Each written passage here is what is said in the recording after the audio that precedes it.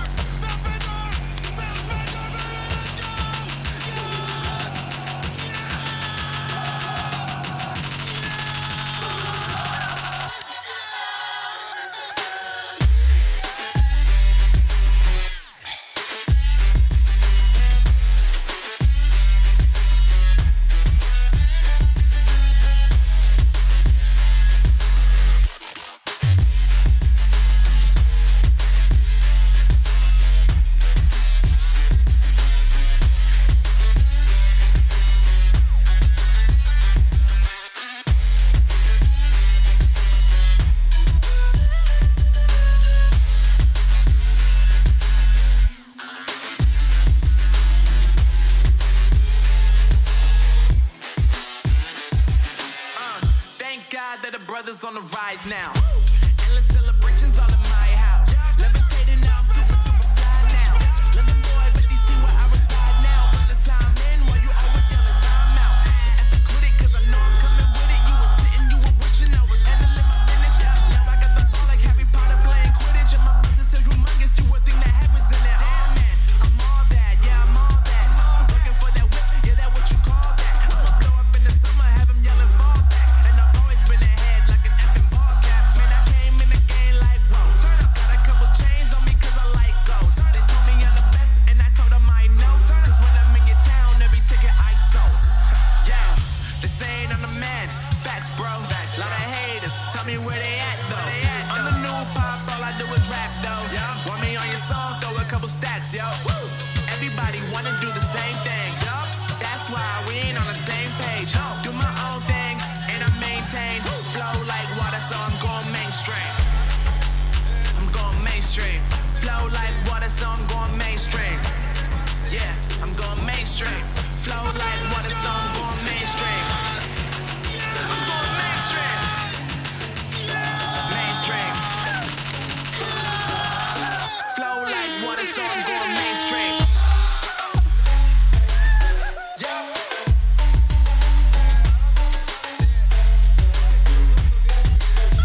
Going mainstream. Damn. Flow like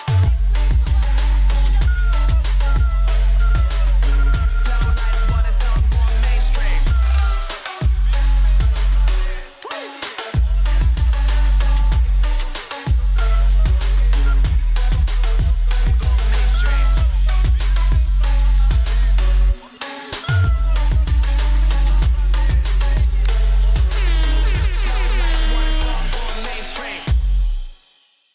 ましてマイクロソフトゲーミング CEO のフィル・スペンサーさんです。ぜひ大きな拍手をお願いしま I'm pleased to welcome the CEO of Microsoft Gaming, Mr. す。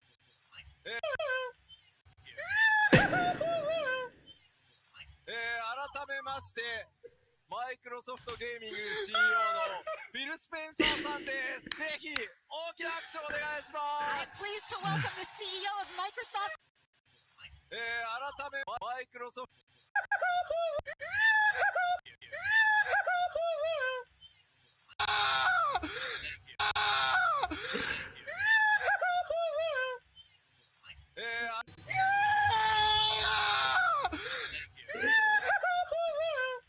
Fillness. 改めまして、 We マ suck イク again. ロソフトゲーミング CEO のフィル・スペンサーさんです。ぜひ大きな拍手をお願いしま I'm す。 pleased to welcome the CEO of Microsoft Gaming, Mr. Phil Spencer. A round of applause for him. Oh no! We suck again. What's up, grinders? It's Friday! Oh, yeah! Friday, Friday, Friday. Friday, then it's Saturday, Sunday. Oh, it's Friday, then. Oh. What's up? How's everybody doing out there? Oh, man. When you know you make yourself laugh, man, it is definitely. I don't know what happened to my remix music, man. What the hell is going on there? But anyway, I gotta make sure that it doesn't stop. The other sounds don't stop it. But everybody, dude, yo, can't get enough of that. Shout out to Phil Spencer. Phil Spencer. Uh-oh. I don't know if he's on everybody's favorite page today, but man, oh man. This is what Phil Spencer's hearing right now when he goes on to Twitter. This is what he's hearing. He's like, oh, shit. He's like... Okay, so maybe still exclusive, though. The game is available on so many different places where people can go play. Phil, it's so hard. It's so hard to just say exclusive. My goodness. What's up, grinders? How you doing? Coming on in here. Hit that like button. Yes, the Let Us Compete emoji I updated to the Did I Stutter Satya face, but I'll be adding one, just another couple of members, and I'll get another emoji back in there.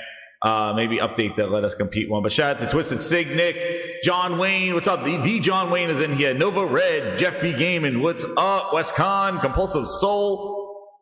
Let's go down here. Compost Smurf, Consumptive Soul. I said you already. Swag Bag. What's up, man? How you doing, man? Dennis, what's up? And who the hell's we got? Maniolas. Yo, Fishy Queefs. Oh, damn, pause. What the hell's that one? Oh, my goodness. His name is Phil, he says. Oh, goodness gracious. And Kazakh Hero, what's up? How you doing? Yeah. The wall of Satya faces. Oh, man. Ryan, what's up? How you doing? What's up, Eric? Taran, Zombie Slayer, C Fresh, Jesus. Well, how you doing? Harlem, Toby, yo, John Wayne. Yeah, you know what? I haven't. Let me see. Yeah, I said John Wayne. Nick, I got Nick already. 6-1-I. How you doing? Dude, yo, I haven't done the VIPs. I added everybody, all the VIPs back. We are over 120 members. It's awesome. VIPs here. Shout out to the VIPs. Here they come. Here they go. The VIPs. It's party time in the city. It's awesome. Thank you again, VIPs. We added everybody. The letters are getting smaller. I gotta do something. But we need another five more members to get the emoji in here. But here are the VIPs. Yo, shout out to everybody for all they're doing. Use those emojis. I worked hard on that Satya one.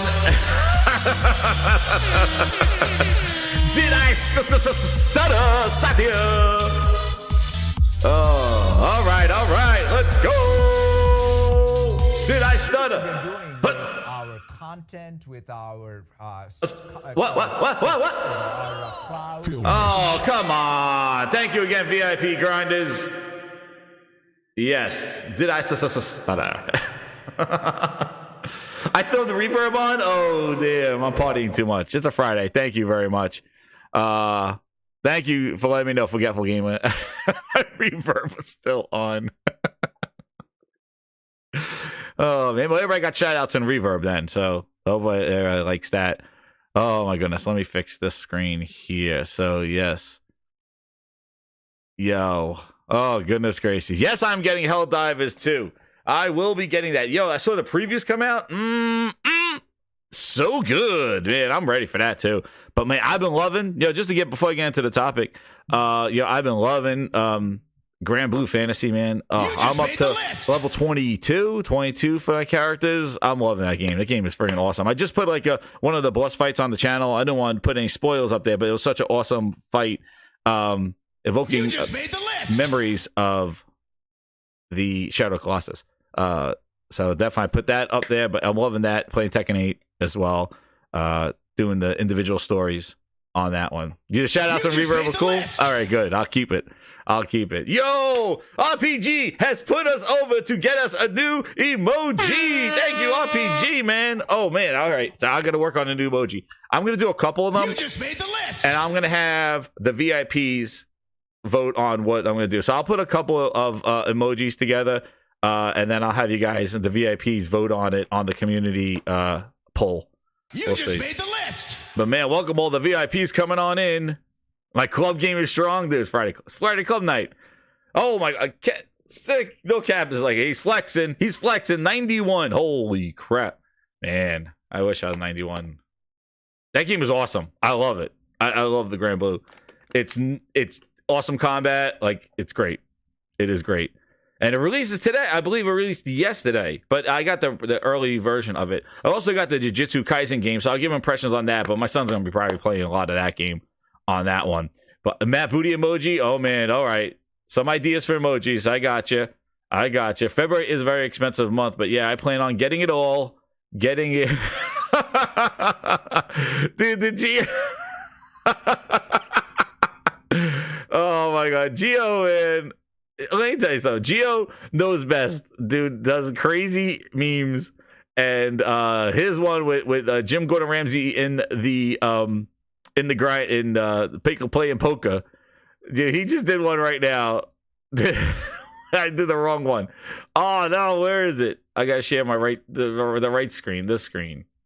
What happened? This one. That's gotcha, bitch. Yeah, Gio just sent me this one. Oh, goodness gracious. Phil Ness, what are we doing here?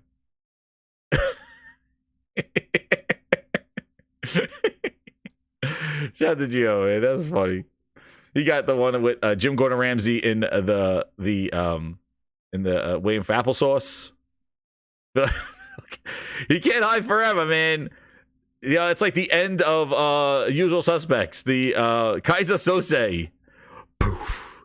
Poof. Phil, they found you. They sniffed you out. I saw that Phil Ness from a mile away, but it took a lot of people for that Phil Ness to absorb into their bloodstreams and realize that you've been lying to everybody so long. Shout out to Phil Spencer in the chat. Ladies and gentlemen, we have Phil Spencer in the chat. Welcome, Phil. Philness. With the 20. How you doing, man? Welcome with your first super chat. Hopefully you become a recurring grinder. Mr. Phil Spencer has now resorted himself to come to the grind house to hear the facts and the lies that he's been spewing. Cosmic Hero with the 5. He goes, Jez, Sati is like, show me the money. But I doubt anybody will buy. Yeah, I agree. And that's another thing that's been going on too. It's like, is this the strategy for them? Listen. I'm telling you right now, I don't think it's going to do much. I don't think it's going to do much at all. It's a pivot. You're my number one customer. Yeah, maybe we get Phil Spencer. Yeah, we get we got Phil Spencer. Here he is. Phil Spencer in the chat. We got Phil Spencer in the chat. He's not a liar. Number one customer. Phil Spencer in the chat. His words were distorted, he said. Oh, my goodness. He's not a liar. Oh, my goodness. I hope this is not true. Oh. Stop it. Phil, I got a message from the Xbox fans to you. All right? Well, let's let you know. Phil Spencer in the chat. I got a message. Stop. Enough. Stop. Enough. All right, Phil? You heard it from the Xbox fans. Stop. Enough.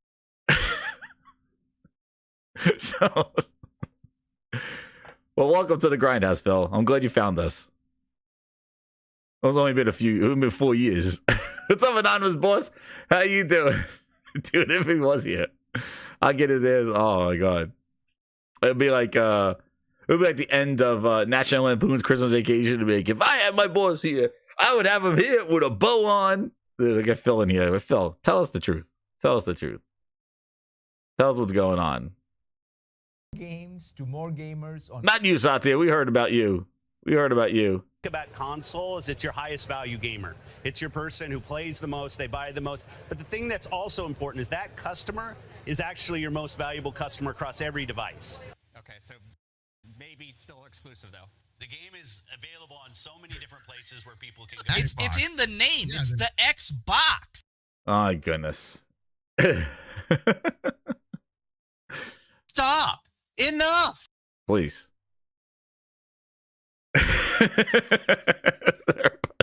Everybody, yo, maybe we gotta do a stop enough emoji. I don't know, man. It's wild. So you can see from the title of the screen, the title here is that there is a meltdown going on again because of Hi-Fi Rush. So there will a data mine, and 2 images got pulled from this data mine. And in this, people are going bonkers. Bonkers, I tell you. It is insane. So these are the images that were pulled. And then on top of that, Tom Warren is coming in here and basically confirming this as well. So according to Tom Warren, he says he can confirm that Hi-Fi Rush Datamine is legit, and these t-shirt textures were from the game. So here's the one apparently for the PlayStation. I'm here, baby. I'm here, baby. Okay, so maybe still exclusive though. The game is available on so many different places where people can go play. And then the Nintendo one, Rock Out Anywhere Datamine. These exclusive shirts. And then this is the one that was on the Xbox One. Shadow dropped. So these exclusive shirts are the ones that they found here. And then Tom Warren doubled down on all this. If we go down to his tweet. So here is his tweet here. So these are the shirts that were in the data mine, but you don't see the 2 of them that we just pointed out. So there's a Steam exclusive one, there's an all platforms one, and the Steam exclusive one for their Hi-Fi Rush anniversary. And then Epic Store exclusive shirts. So you see an all platforms shirts here. So you see that they got these exclusive shirts for each of the stores that they were in. So therefore, supporting what they found, these are the ones for the PlayStation exclusive shirt and then the Nintendo one. I don't know. Listen, Tom Warren and and other people and Steve Tittle is doubling down on Sea of Thieves. Something's happening. I don't understand why. These are not just fan or just people trying to disrupt here. They keep reconfirming this thing, and people are going crazy about it. They are going crazy. They're going back to when Microsoft was putting games on PC and just this trust. And I'm telling you right now, the issue always has been the messaging. It's always been the messaging. Phil, all these pivots now are compiling on themselves. All these things where he basically didn't focus on the console and instead worried about everybody else, but still telling the console we care about you. We care about you. Hey, come to FanFest. Let me sign your ass. Let me do these kind of things. And make it pretend, pandering to the audience, pandering to the Xbox diehard fans that he still wants to do something for them. He goes on, they went over PC exclusive games at E3. Games that just went to PC on an E3 stage. You have guys standing in the front row with Xbox jerseys on that would just toured around on rooftop parties, and then he had them sit in the front row and proceeded to announce 2 exclusive games not coming to the Xbox at E3, the last one in 2019, where before the last live show. That was sus. Okay, you're just doing Gears Tactics and Flight Simulator only coming to PC. Okay, thanks. You just celebrated the Xbox brand with me. Oh, but Xbox is PC, PC's Xbox, and then we had Steam as Xbox, and Windows 10 was Xbox, and then now iPads are Xbox, and Windows and Android is Xbox, and now he considers Nintendo and Switch Play as Xbox. It's like insane. Somebody says check Forbes. What is that? Connor Gregory says check Forbes. All right. So what just check the website? Like just go on the website. What's Forbes saying? What are they saying? It's just their messaging has been all over the place. Oh my God, Forbes is now confirming it too? Oh, Paul Tassi? Oh, goodness gracious. Yeah, so they're all just, the media's running with this, dude. Oh, damn. The refrigerator is Xbox, smart fridge, the toaster is Xbox. And it's just like they lost their identity in the whole thing. And these fans stayed along for the ride and tried to figure out like, oh, I believe they know what's going on. What's up, Ice Queen? How you doing? Yeah, it's Forbes. Yeah. Oh, it's Paul Tassi. Yeah, Xbox mega hit Hi-Fi Rush is definitely coming to PS5 and Switch. Yeah. There were rumblings. This is going to happen. Hi-Fi Rush will expand beyond Xbox, Game Pass, head rival systems, PS5 and Switch. And he's speaking about the Datamine thing. Okay. And he uses Tom Warren's tweet. Like they all feed off of each other, dude. Listen.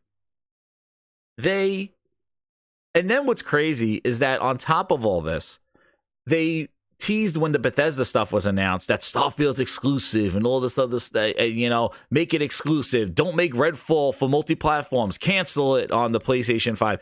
Cancel it. And the thing is that it's all over the place. And Phil's dream was you could put it in the service and you could sell it. You could put it in the service and we'll have same success. And then we found out during the legal thing that it does cannibalize sales, that people do not buy, they get it in the service. So this whole like you could live a double life and be successful is not reality. It's a give and take. So choose where you want to go. Do you want to be everywhere and lose what Xbox branding, like what Xbox is? Or do you want to focus on the brand and the identity that you did? I still have reverb? No.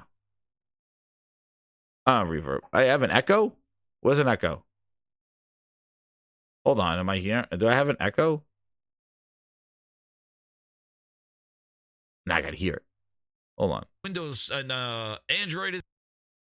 Wait, I'm hearing myself now. Phil's dream was you could. No, I sound fine. Yeah. Anyway. And it just, the messaging was all over. He was like a double agent. And that's where people didn't realize, like, hey, he's talking out of two sides of his mouth. And they went on to interpret for him. Zombie Slayer, say my name, it's famous. I'm famous. All right, I said your name. Thank you.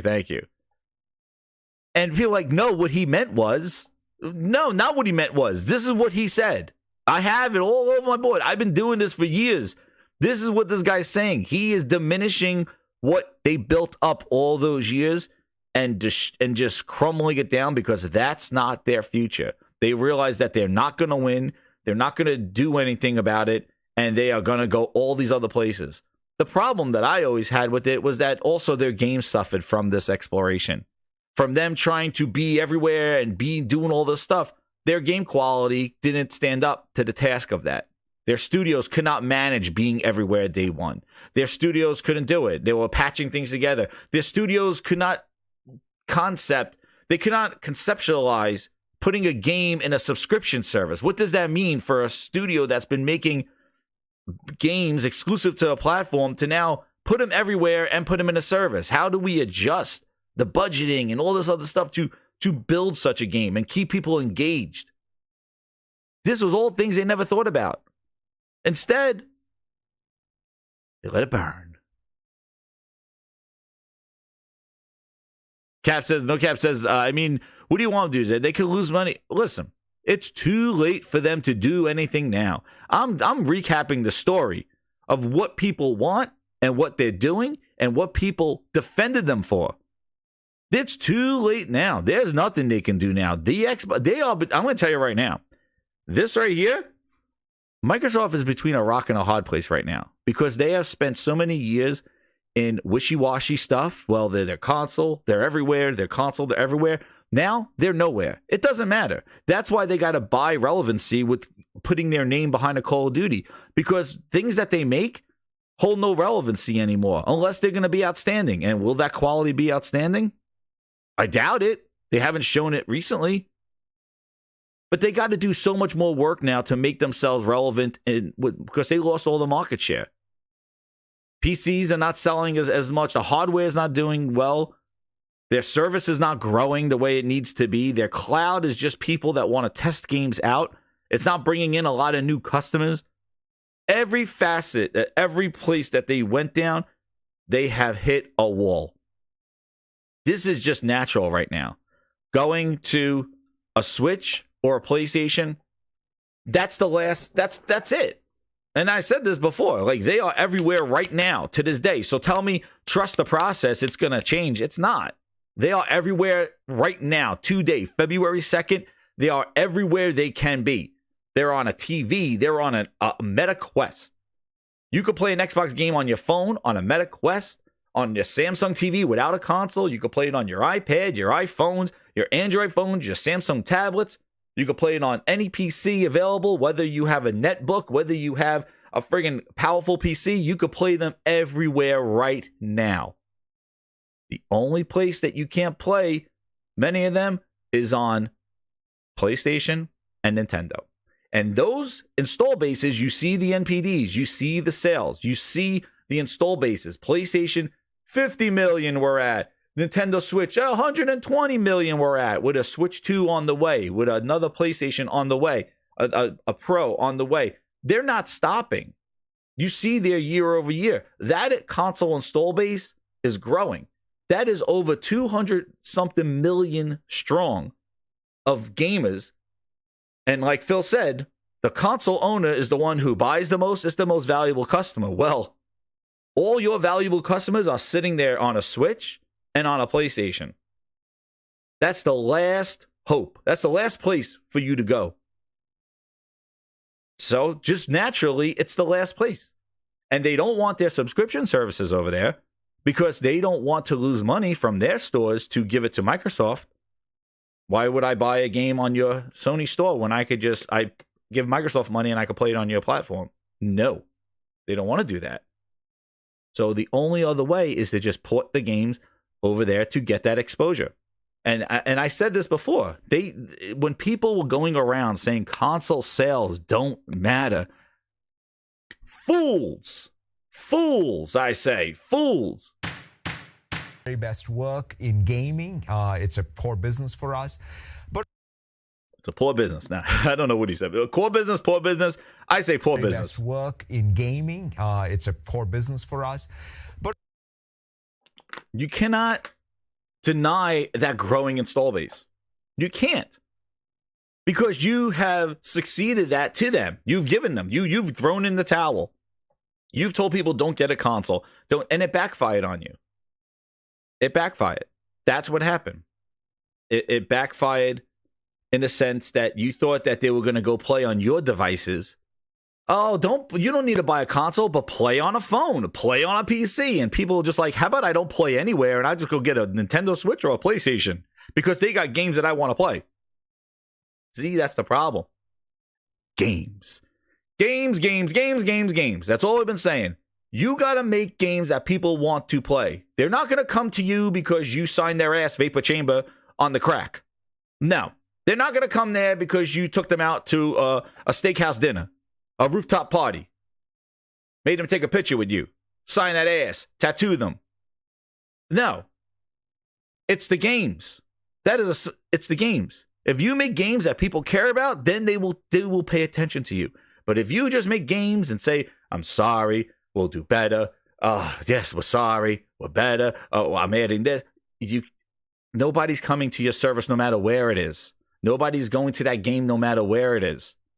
It doesn't matter. It has to be a game that people want to play. And it's your job to excite us, to get us attention to play this game. And you do crap at that. You are horrible at marketing a game. You show no confidence in your gameplay. You do not tell stories with your gameplay. You hide them behind developers doing friggin' cartwheels in the streets. Down the hallway. Let this lady riding a friggin' moped down the hallway. Wow, I can't wait for this game. No, that's not the game. That's just the developer just messing around in the hallway. Look at this one doing a cartwheel. Look at this guy smiling at a screen. Look at these two hugging each other in the lunchroom. No, that's not how you sell a game. I don't care. Like, that's great. If you want to make a behind-the-scenes documentary and put it on YouTube, fine. But you got to sell the game. You don't put that crap with the game. I don't care. I don't care. That you sell the game by showing it and explaining the gameplay and why it's exciting and why you should engage in it. I don't care. Don't show me some people smiling at a computer screen. That's not how you sell your game. Put it at the extra content after you beat it or something like that. But that's not it. Who even know? And yeah, I'm really excited. I drew the hair on this guy's chin. Watch me on the screen. There, no. Stop it. I don't have to say stop it. I got it right. I don't have it. Stop. Enough. Show your game. Show the gameplay. Show why Hellblade is better. Get people interested in your game to go, oh, I might check this out. No. Show us the devs. And who even knows they're there anymore? Who even knows they're real? I don't even know. They could be actors. Like somebody said, paid actor. I don't care. Like, stop. Just show the game. Look what they did with Stellar Blade. They showed the game. And not only just showing the game, but explaining what you're going to do. You're my number one customer in the game. Explaining how what the gameplay looks, not no rendered cutscenes, not in-engine trash. Show the game for what it is, what you're gonna do. Look at just with Stellar Blade, for example. They showed her leveling up system. They show that there's gonna be side missions to it. I had no clue. I thought it was gonna be like a Bayonetta run through. No, it was not. It has this side missions. You're helping. It has like this hub where you're getting missions and you help out people in the town. So there's like openness to this game. I didn't know that, but the gameplay showed that. And that's what they focused on. And now what you'll see with Final Fantasy VII, they're going to show you the systems, where you're going to go, how you're going to traverse. Like all these things show the levels of the game. They've done this all the time. Microsoft shows games. Hellblade, we see her walking. Combat, they said, is new. She's fighting the same things. What's new about it? Does she get new weapons? Does she do new things? We saw cutscenes and walking and a couple of slicing enemies. And I take their word for it. They just have some person talking about it. Uh-oh, True Virgil membership right now. Get him. But that shows confidence. So you put the games in there that people want to play. Then you could put yourself everywhere.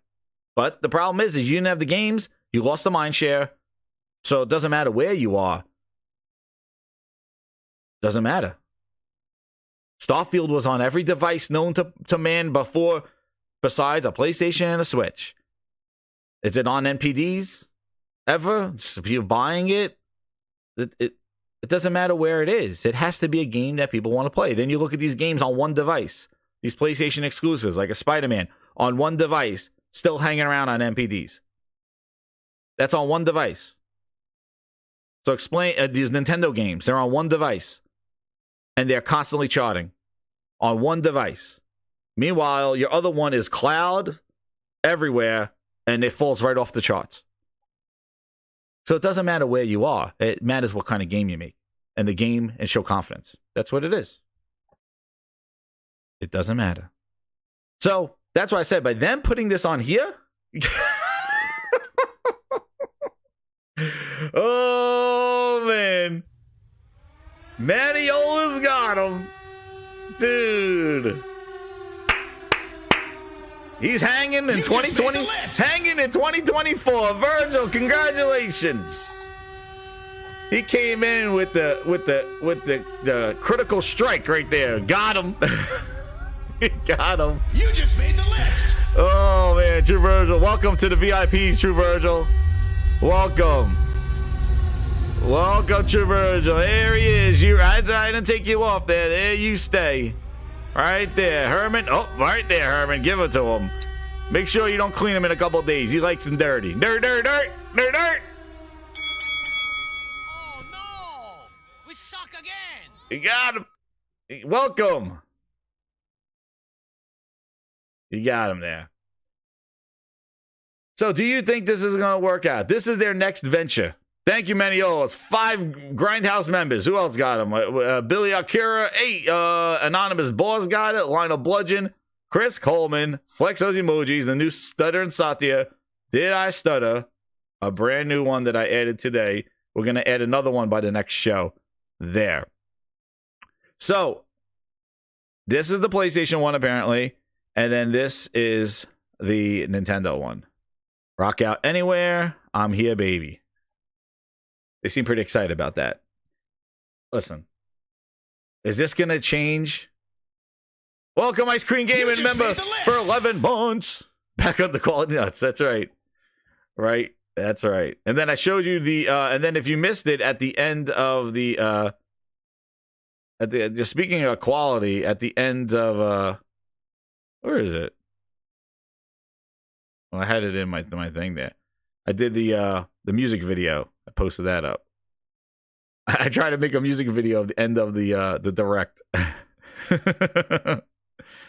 But yeah, these were the pages for the leaks here. This is from the Datamine here, so you can see the different ones that they had, and then those two were in there, the PlayStation Blue and the Nintendo Red on that one.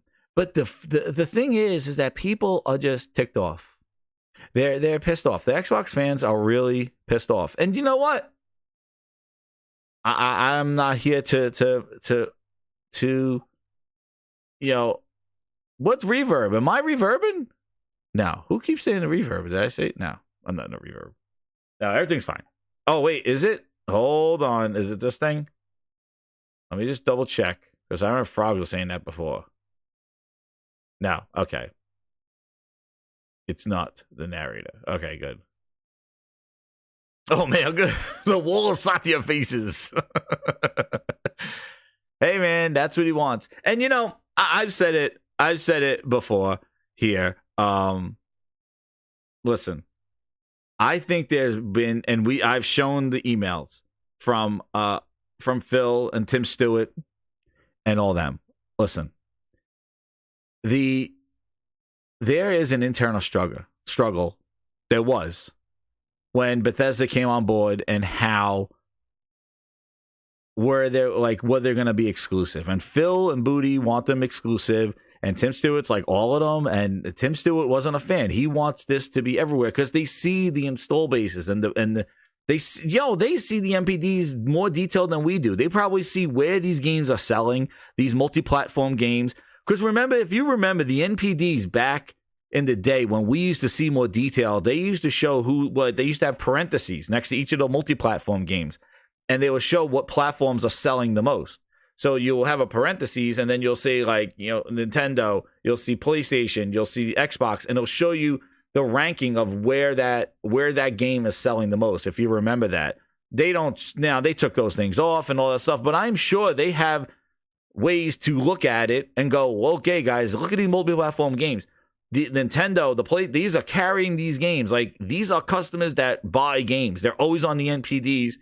We need to make our games go over there. That is a whole install base. And the problem is that they let that install base, instead of keeping Xbox important, the console, and trying to have Xbox hang in there with PlayStation and Nintendo and have a decent install base with their console, they abandoned that, let it just kind of fizz out, and let Nintendo and Sony just take the wave. And because of that, now their console strategy is done. There's nothing left. Their console strategy now is PlayStation and Nintendo. They determined that, hey, you know what? We're not going to make iPad competitors. We're just going to put our stuff on the iPad. They tried with Surface, another thing that's kind of sailing down. They tried to make a mobile platform to compete with an iPad, or to say, don't buy an iPad, buy a Surface. It's a touchscreen interface with Windows, and all this wasn't the same. Didn't have the app stores, all that other stuff. Now, they just said, you know what? Just put it on an iPad. We're not going to beat an iPad. That's the market. That's where it is. People want it. Just put our stuff over there. But Apple wants a piece. Apple's like, well, okay, you put the stuff. We want a piece of it. And now they got to deal with that music. So it's not just as easy as just putting it over there. Well, now you let that install base diminish on the Xbox. You didn't give them special exclusives. You made PC get the exclusives. You didn't make the console have any kind of uniqueness to them. You just said, play your old games better. You diminished that console. You did it. Whether on purpose or by accident, you did it. And you made sure that there's no future for that thing. You could keep making iterations until it's done. But yeah, laptops are failing too, Full Sweat. Exactly. Their hardware is just... They're focused off of hardware. They got rid of HoloLens. They got rid of all their hardware stuff. Their hardware is just diminishing. But you look at that, and you just let Nintendo and Sony take it. You're like, go ahead, do it. Just take it. And then Phil's like, okay, well, I want to make exclusives for our platform. And the guy's like, well, you know, that install base is so huge over there. Why are we going to cancel out a PlayStation and Switch? And Phil's like, oh, because the library, they'll come to our subscriptions. Well, have they told you the new subscription numbers? It's been 2 years and still sitting officially at 25 million subscribers. But their monthly active users are 200 million. Put that cookie down now! Game over. You have me right. Con men, thieves, degenerates, lowlifes, thugs, criminals. The monthly active users are 200 million. But we're not going to update Game Pass numbers. They're still at 25 million. Really? That don't make any sense. Satya doesn't have Game Pass growth in his bonus anymore. So when you look at it, they're not subscribing. Your business is not growing on the subscriptions. Phil said it. He said it on the beach. He said it. You know what? Everybody likes the beach. Let's go to the beach. I like to do one more. Let's do it. Let's go to the beach. It's a Friday. Let's go to Phil Spencer on the beach.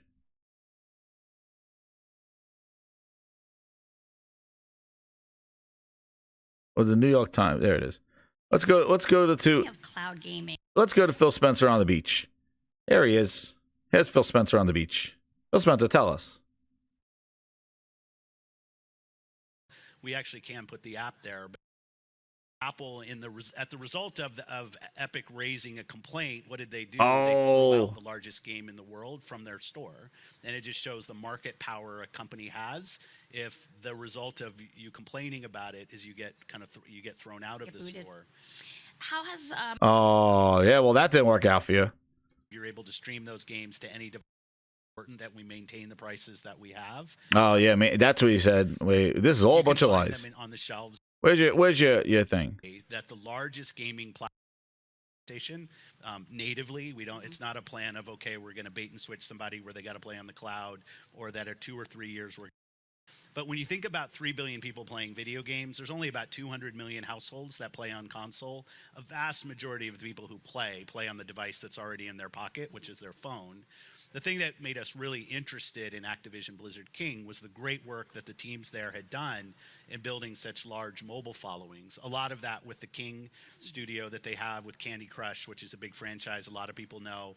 But also if you look at Call of Duty Mobile, which to me actually in the strategic rationale behind this deal is more interesting than what's happening on console between Xbox and PlayStation with this franchise that will continue to ship on PlayStation natively. We don't. It's not a plan of okay, we're going to bait and switch somebody where they got to play on the cloud, or that at 2 or 3 years we're going to pull the game. Our intent is that we would continue to ship Call of Duty on PlayStation as long as that made sense. You're my #1 customer. Tech is always in some form of transition. But this deal for us really centered around our opportunity to get more mobile engagement in Xbox and the great work that the teams had done there. But why? Oh, but that kind of backfired in the sense of Apple is now. Yeah. But listen,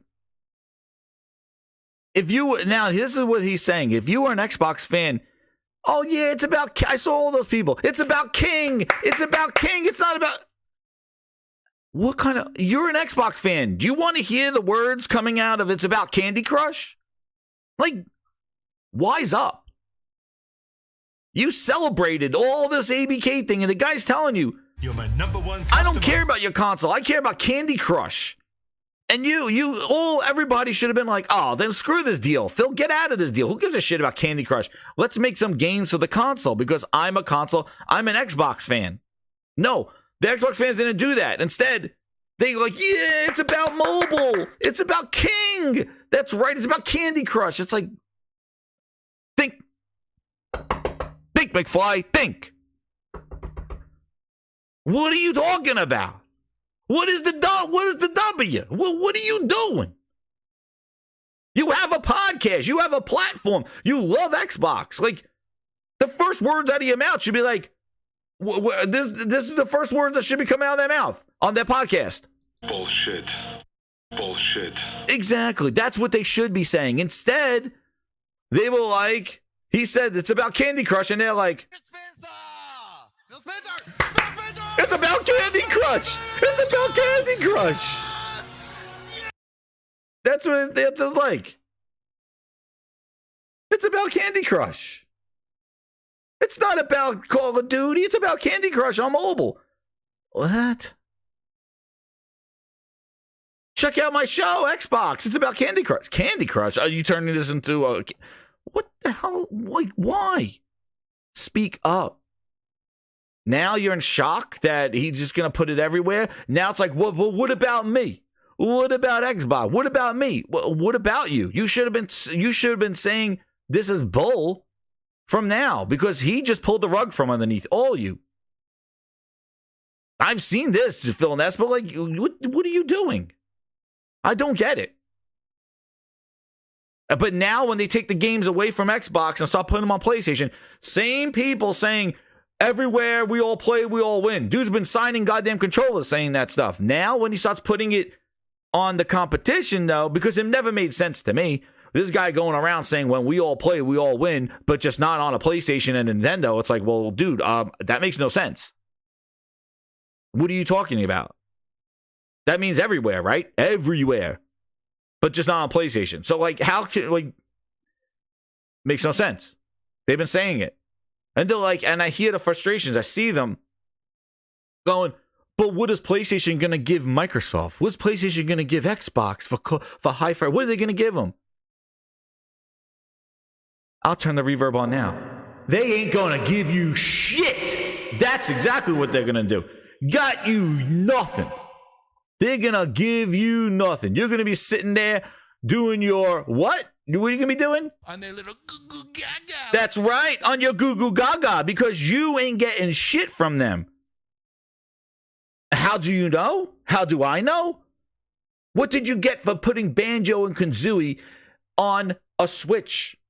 On goddamn Super Smash Brothers. Banjo and Kazooie. You put your IP, Banjo Kazooie, on the Switch. Did Nintendo give you anything? Did Nintendo give you their Minecraft skins of the Mario characters in your Minecraft game? No, those are exclusive to Nintendo. Ain't that a bitch? You buy Minecraft on Nintendo, you get the whole kit and caboodle of all the Mario characters in Minecraft skins. Are those skins available everywhere, anywhere else? Nope. But bitch-ass Master Chief skin, all over the place. Nintendo gave you those skins in your own game. Minecraft. The shit that you bought for $3 million billion, whatever the hell you did. They got special Nintendo skins on their version of Minecraft. Are those on your platform? Nope. On your game. Tell me if that's not kicking the nuts. So, you ain't getting anything. And on top of that, there is no benefit for Nintendo and Sony to put anything on the smallest install base. You're sitting there at 25, 30 million, whatever the hell you're sitting at, of little consoles because you didn't make your console important enough. Because you did that, there's no inclination for Sony to be like, yeah, let's put a game over there. Only MLB forced their hand for the license. But and that's putting it on everywhere. But nobody said, well, you know what, guys? We will make a lot more money if we put Spider-Man 2 over on an Xbox console. And if that happens down the line, think about how the consoles are going. Amy Hood said in their financials that the Xbox console is going to see declines even more moving forward. They have no hope for that thing. There is no presence for it, no future for it. They could come out with iterations of it, but there's no future for it. They killed the thing that you love. And Nintendo and Sony are not looking, going, oh man, there's 20 million little folk over there on Xbox. I'm going to put my big franchise over there. Maybe we could sell it to 20 million. No. But as Xbox sitting there with your little 20 million and your games are everywhere and they're still not living on the charts, you look up and say, whoa, 200 million people on consoles. Yeah, that's a market that we need to address. And I am sure the pressure from Stuttering Satya and folk Tim Stewart are like, Phil, yeah, there are 200 million console players out there that don't have access to this game. Go do it. When you're at the bottom looking up, that's a missed out install base up there. Nobody's looking down. Nintendo's not looking down going, oh, you know what? I got 250 Switches and, you know, there's 20 million Xbox consoles. I mean, maybe they'll like a Kirby game. Kirby game? What are you going to sell it to? The first thing they're going to say as soon as you say Kirby for Xbox is going to be like, is it in Game Pass? I'm not buying that. Is it in Game Pass? That's the first thing they're going to say. Because Microsoft has built the expectation that games go to a subscription service. They took the inclination for people to buy games. So they doubled down on their failures. That's what happened. Not only did they have a smaller install base on the console, but then they kept that install base expecting games to go into a subscription service. That's a double horn. Not only do you have an install base that's small, but you have an install base that won't buy shit unless it's in a subscription. You really cut off both your hands and said, paint me a picture. Tell me. Tell me about that. It makes no sense. Anonymous Boss with the 5, he goes, stop, enough. Jez, Nick said Xbox is the best box. Everyone here hypes up Final Fantasy VII Rebirth. Dude, stop, enough. Well, you got it. That's what I have to say to Phil. What do we have to say to him, everybody? Stop. Enough. Stop, enough. Connor Gregory with the 2 face says, check out Double Barrel Gaming. It was funny. Yeah, I listened to some of that stuff. And listen, I'm not like all they're salty and stuff like that. I just go like, guys, you see, the writing was on the wall. This is what they've been doing. These discussions should have happened years ago when they were doing this, because they were not treating the Xbox as important. The thing that you love, the thing that I love, the thing that I grew up with, the thing that I had everything about, until they just said, you know what, I saw the writing on the wall. I was like, they don't care about this console. They don't care about this platform. They spent years. Go listen to Robbie Bach interviews. Go listen to Seamus Blackley interviews. Go listen to Shane Kim interviews. They spent years and years of marketing to build this thing up to compete with Sony, just to turn it around and let it fall. They took us all on a roller coaster ride, drove us to the top and be like, look what we can do, and then just said, crash. They rode it to the top, and they were there. They messed it up. They messed it up with their messaging, and then they messed it up without their games. And the games that it mattered, Halo, Forza, Crackdown, franchises that they built, or bought, whatever the hell they did, but identified with them, they did not give them the utmost care and production. They did not make sure that those games hit the way they needed to. Even after delaying them, I don't know what they did in that year delay. I don't know how bad the game got, but even after delaying it, the game still disappointed. And you cannot have that happen to your franchises. You cannot do that. That's the thing that Sony and Nintendo value the most because that's their identity. And that's the thing. Like when you're gonna put that thing on the screen, when you're gonna put that game out, we gotta make sure that this meets expectations of what people want from this franchise. We cannot put this thing out and say we're sorry, trust us, we'll fix it later. It's the fact that they hurt Halo the way they did. They spun Gears off. Even the thing is too, like Gears wasn't a bad looking game, but Gears 5 basically took people for a roller coaster ride because Gears 4 was about Marcus's son and his team and this new venture. And it was more of the same, but it was Rod Ferguson's first game by himself without Epic and a new studio. So Gears 4 played it safe, introducing his son, but then they just spun it on and they said, no, it's about Kate. It's like, Kate? You mean if you just play the ending, you'll find out it's about Kate, like her grandma? Like, no. It's Kate's story now, and now it just completely just spun it around. And then Gears 5 multiplayer wasn't that much better than Gears 4. They tweaked things, but they did not make it bigger and better. They didn't. And then now we're sitting here. Rod Ferguson's gone, and now we gotta wait. Gears Hive Busters was great, but it had nothing to do with the Gears 4 or 5. Like there was side characters. I say build it off of them. That was whatever that gameplay was, whatever they did. That was a good campaign, but the multiplayer was lacking. But Gears, I don't think suffered as much as Halo. Halo, they just pissed off everybody. It is just ridiculous what they did and how they disappointed and how you bring that back. But your franchise is what you respect. When you put God of War out there, when you put Uncharted, when you put your franchises out there, you make sure that they don't miss. Then there may be misses, but you don't miss as hard as they did. But it's about the games. And you couldn't even hold on to that because Halo would have been a great way to kind of get everybody back on board. Let's do this. And you failed with that.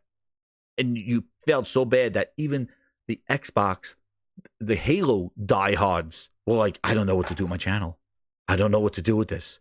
I cover Xbox. I don't know what to do. I cover Halo. I don't know what to do. You got that guy Minty Blitz going like, they're now shifting because remember I did the thing with it taking away seasons. They got rid of seasons, and now they're doing content updates. Well, now they're taking all the armor that people want and they're putting it behind the shop.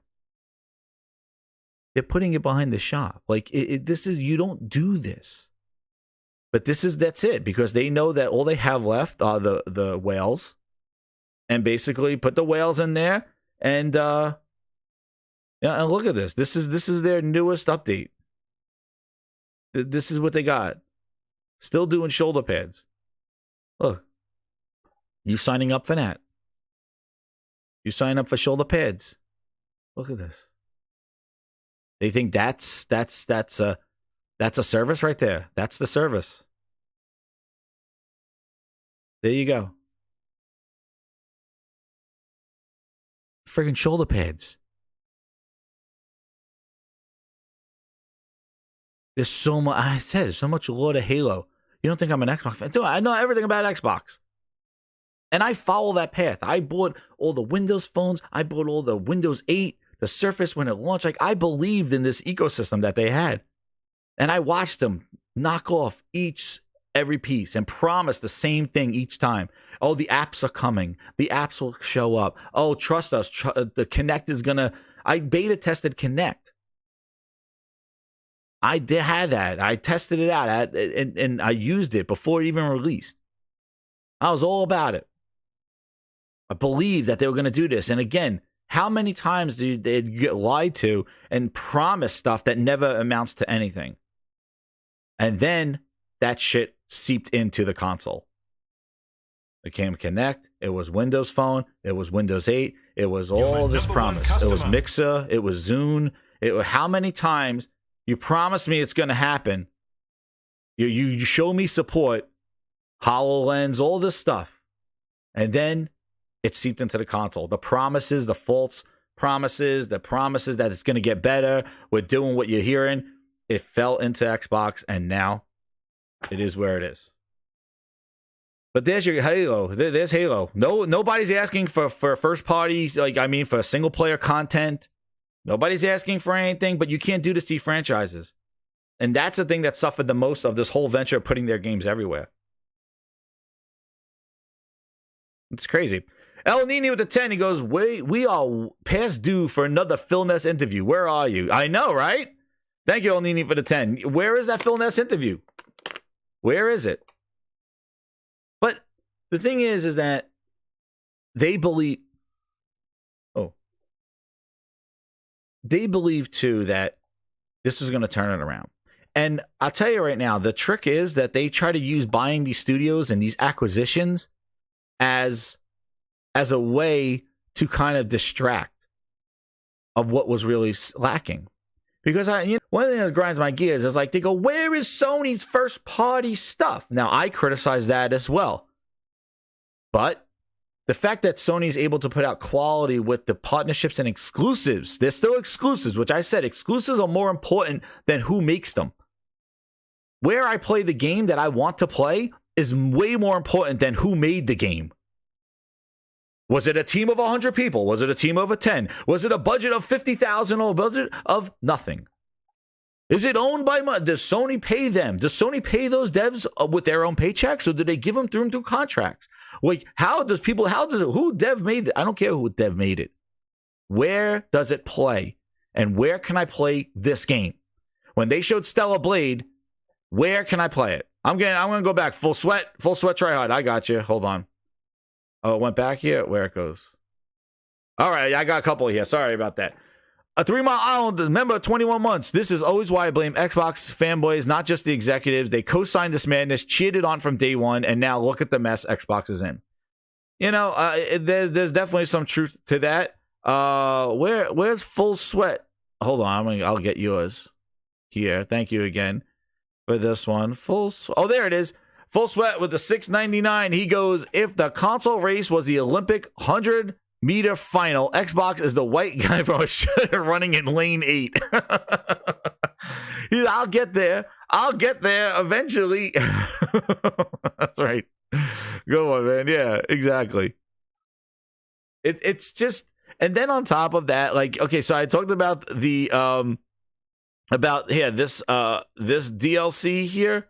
And there's more Halo. I could rant for Halo all the time because that's my favorite franchise on there. And where's this thing right here? Then on top of it, I'm talking more about the games because that's the most important thing here, right? It's the important thing is the games, and that's the thing that they have lost out on. And look, again,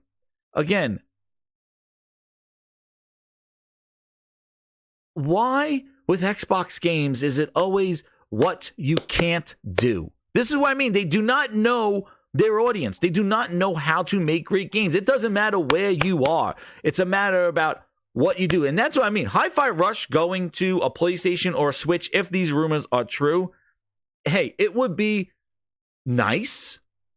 It would be nice. But the thing is, it's not going to change anything. All it's going to do is piss off more Xbox fans to go crazy.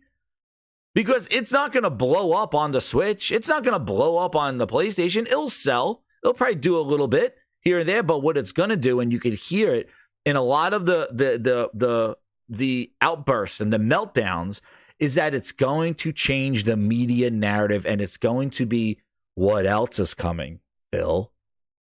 And that's what they don't want.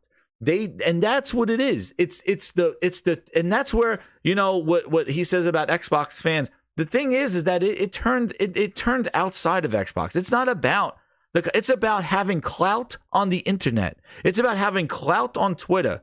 It's about having something to do what? Look what we got and you don't have it. We got a game that you want to play. And their little gaga and their killer games that are the little Animal Crossing and their little gaga. My little baby little Fisher Price plastic toy. Yeah. It's about what I have and you can't play. Nah, boo boo, goo goo gaga. And their little gaga. It's petty shit. Nothing to do with the quality, nothing to do with if they're interested in the game. It's all about, no, I need that clout, because what's going to happen is that the media is going to now question every game that Phil has, and the word exclusive doesn't mean what it means anymore.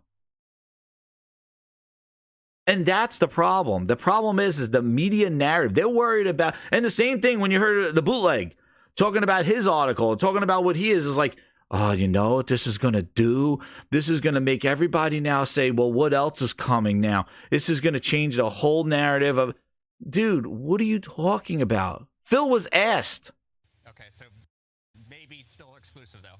The game is available on so many different places where people can go play. Just say yes. But they played with the words bitrate. Exclusive. Well, exclusive means everywhere where Game Pass is. Exclusive means on console. Listen. You made this interpretation of exclusive games. You turned it, exclusive is everything. No, it's not. It's not. Yes, anyway. It's not. Microsoft made their own Webster's Dictionary of bullshit. Well, exclusive means on Game Pass. Was it Game Pass exclusive? Because that's what you should say. Game Pass exclusive, but you can't say that because it's on Steam. Is Steam exclusive? Well, we make the PC and the operating system that Steam runs on, so it's exclusive to a Windows platform.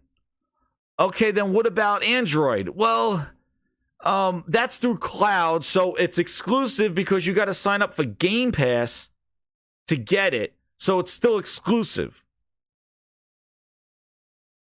But the most important thing for the word exclusive is that you go get an Xbox, because that's what I saw on Twitter was when Xbox had a game like Hi-Fi Rush, I saw Hi-Fi Rush and a little text said, go get an Xbox. Or when Indiana Jones showed up, it was like, go get an Xbox, because that's what they want, because they are Xbox fans. They don't believe in this we play everywhere, we all win, all this bullshit, I own everything. You know what? Blow it out your ass. I own everything. Oh, I play on everything, but I want Xbox to get exclusives. Explain that logic to me. Explain that to I don't understand that. How can you be everywhere and nowhere at the same time? How? I'm everywhere, but I want exclusivity. What? What? What are you talking about? And then on top of that, the game doesn't look that great to keep it. Enjoy. Keep it. But they touted this Phil Spencer bullshit and saying, Phil, no, not everywhere. I remember, you don't spend $7 billion to make something on everything. Just to be followed up with, you don't spend $70 billion to put stuff everywhere. Bitch, that's what they did. Like, hello? You don't spend $7 billion to put it everywhere. That's what they did. And actually, they added a platform. Call of Duty now goes to a Switch. Anybody, do you see anybody asking? Do you see anybody on Twitter going, I can't wait to play Call of Duty on the Switch? So Hi-Fi Rush is going to a Switch. The Switch now gets Call of Duty for the next decade. Wow, what is Nintendo going to give Microsoft?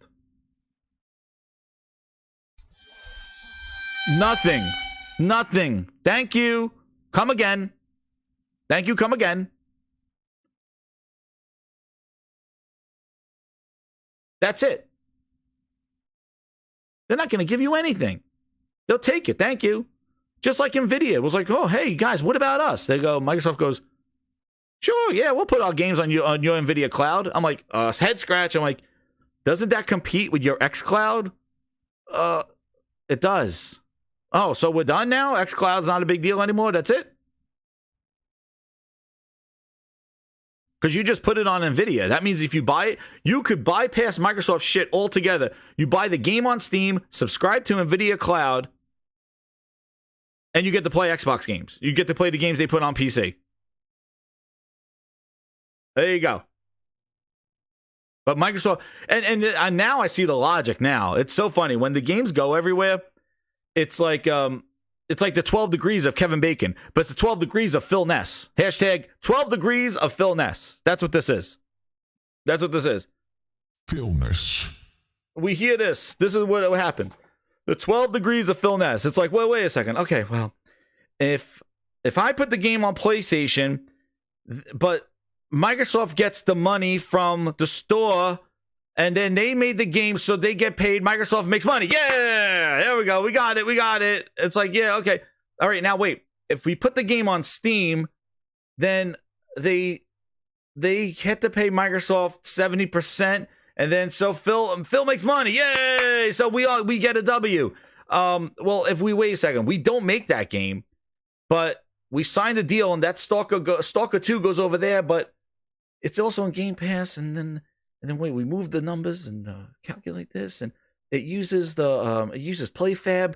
PlayFab is Microsoft, and Microsoft does PlayFab, and then and then we move the X, and the X goes over there, and then Phil makes money on it. Yeah, and they're like, yeah, that's it. We did. Yeah, Xbox wins. But it's not even our game, but they're using an Xbox controller, and the Xbox controller goes back to Microsoft, and Microsoft makes the money. They make the Xbox controller, and then when they carry over the 1 and the 2 and divide by 3. Phil makes money on the controller. We win. Yeah. What? If you got to do the 12 degrees of Phil Ness to try to figure out how Xbox gets a W, I said it before, I got the shirt in the store. In the search for W's, all they get are L's. Stop! Enough! Mr. Yellow Chair. One of the things I really love about being here is the families that are here. And we see parents with the family. Excellent Avowed news coming out. Can't wait to play it, right? All I have about Avowed is what you can't do in it. Good job, Microsoft. Good job. Avowed character creation has a restriction. Avowed players can only create human or elf characters, limiting the range of races available in the creation character. The decision to limit character races is justified by the game's setting in Pillars of Eternity universe and challenges of implementing different sized characters in a first-person perspective. Then they proceed to say you can't romance characters in Avowed. Why is it? And again, maybe that's their decision. That's the IP. That's what Pillars of Eternity does. But why is it led with their games of what you can't do? And why does there have to be, like, why can't they follow, just get people excited for a game? Why is this what I see on IGN? Right? Obsidian explains why Avowed won't let you romance your companions. Why is it what you can't do? Forza, the lead up to it. Well, we don't have drag racing. We don't have, indie racing. We don't have multiplayer avatar. Like, what about you? What is all this you don't have? Why is this the lead up to there? Because Stellar Blade, I'm sure, doesn't have things, but like, nobody highlights what they don't have. We are building thoughtful relationships. Ultimately, I personally am a fan of making that an option, but I feel like if you're going to do it, you really, really have to commit and make sure you're giving it all to fulfill in a way that feels both true to character, but creates an engaging player experience. So nuts. Look at the what the fuck is my Holy Spirit? Where's my Holy Spirit? Where's my Holy Spirit? I need a Holy Spirit. Where's my Holy Spirit? Where is it? Where is it? Look at the reasoning. Holy Spirit, activate. Oh no. Holy Spirit, activate. Holy Spirit, activate. Activate. Activate. Look at the reasoning. This is something we would like to do, but we just can't do it. Excuse me? Excuse me? We are building thoughtful relationships with our characters. Ultimately, I'm a fan of making that an option. But I feel if you're going to do it, you really, really need to commit and make sure that you're going to giving all to fulfill that in a way that feels both true to character, but also creates an engaging player experience. So not something we're doing for Avowed, but I wouldn't say never. That got Avowed got scoped. Avowed got scoped. Booty went in there and said, scope that shit. The guy's like, wait, I want to make romancing characters. Booty's like, no shit. You ain't, we get scope your ass. Scope that shit down. Scope it. Booty drop. Let me see that booty drop. He scoped that shit.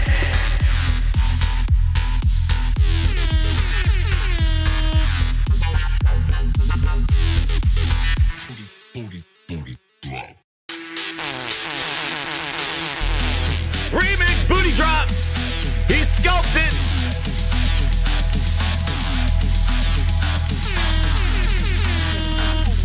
Let me see that booty drop.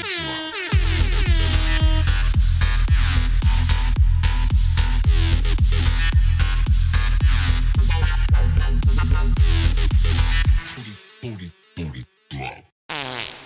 Stop! Enough! Scoped.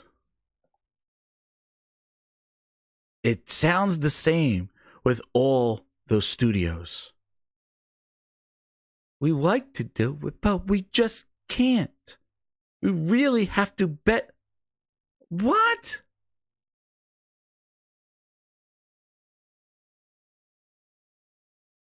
It sometimes feels like romancing systems become a part of a AAA-based RPG. But that's not going to be the case with Avowed, which is opting to forego a dedicated romance system for a focus on building thoughtful relationships with companions instead. Dude, you saw those companions?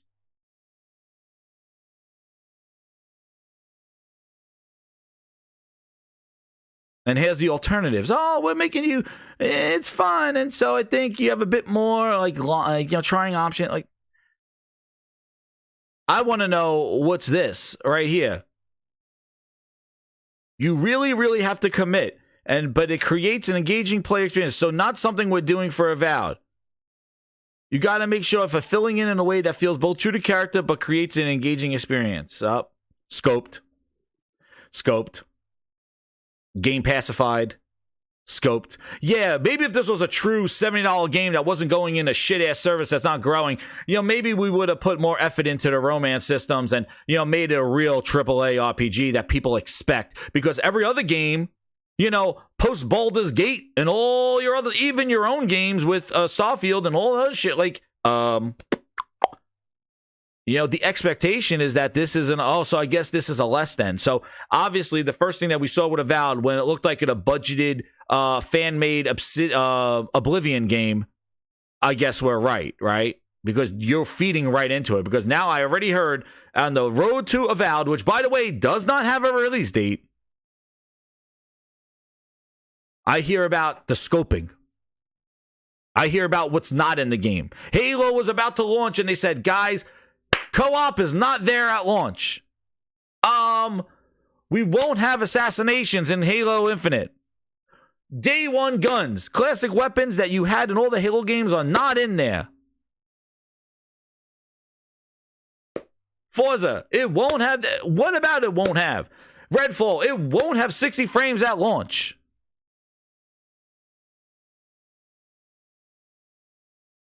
Starfield, we won't have a performance mode. We have loading screens. More with less, right? Every one of their games, it's always like we would like, but we didn't. We would love to do that, but stay tuned. That's Game Pass, dude. That is the issue. Like, it's like prioritization. Get the game out. We'll fix it later. So no matter where your game is, to bring this back to putting these games everywhere. And that's what's incredible about Hi-Fi Rush. Hi-Fi Rush was the one game, and they know this. That's why it hurts so bad that Hi-Fi Rush is going to Switch and PlayStation if it is true. Because Hi-Fi Rush was the only game that came out with no friggin' excuse.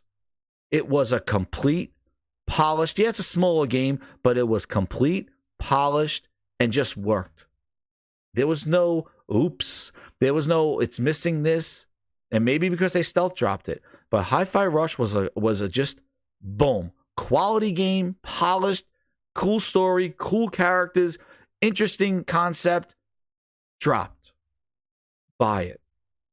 And there's no doubt, it's a small game, but what it was polished, complete, and quality. And they know that. That's why they're like, why do you take the one game that showed that you do have it in you to make something like this and go give it over there? We need to build off of Hellblade, not Hellblade, Hi-Fi Rush. We need to build, like, that's what we need to do. Make it bigger and better on other ones. It dodged the scope, right, boy skis? And if you look at the release, like if you look at just a little history with Hi-Fi Rush, you look at this, the way it was release story, was it the release story here? It the whole, like, I don't know where that was. I don't know if it's in Wikipedia. Where is it? About its development. It was announced, the game's appearance. Wait a second. They didn't know when to announce it. That was the problem. Like, they didn't. There was a lot of doubt to when do we announce this, and that's why it kind of stealth dropped. It wasn't like a strategy. It wasn't done on purpose. It was done because they just didn't know where to kind of announce it. And I gotta figure out now where I read that. But they just didn't know where to, when to announce it. Even that showed just incompetence. Like, I read that somewhere, and I was like, it's incompetence on their end. Here it is. I think it's The Verge. This is it. Here it is. Yep, I know I read it somewhere. So it says here, the release quite and literally was a surprise. As Tango Gameworks announced, which the guy who made the game is gone, and he's already teasing to do Evil Within, possibly, Evil Within 3, doing something else. Remember, they said he retired, he stepped away, he was taking a break. Well, he was taking a break from Microsoft. That's what he took a break from. The release was quite literally a surprise. As Tango Gameworks announced, project during Xbox Game Development Direct, blah, blah, blah. The team had different plans initially, but once the COVID-19 pandemic took place in 2020, they kept waiting for the right moment to arrive. Johannes mentions that between the fact that E3 was canceled 3 years in a row and Microsoft acquisition of Bethesda, Tango Gameworks publisher, the timing for a reveal seemed more and more uncertain over time. In the end, the Xbox Developer Direct marked the perfect occasion, as the team was planning to release Hi-Fi Rush around the same time either way. The idea was, this is the quote, the idea was, why not just drop it there, he said. As a creator, you're generally nervous about how people will receive a project. We got nervous about the risks, but I have to say it worked out for the better. There was a short fright beforehand, however, as the name and logo leaked. If this game hadn't already leaked, fingers crossed, we hoped it was a pleasant surprise. We recorded that a long time ago and was like, please don't make me look stupid by leaking a game and then have me in a video about it.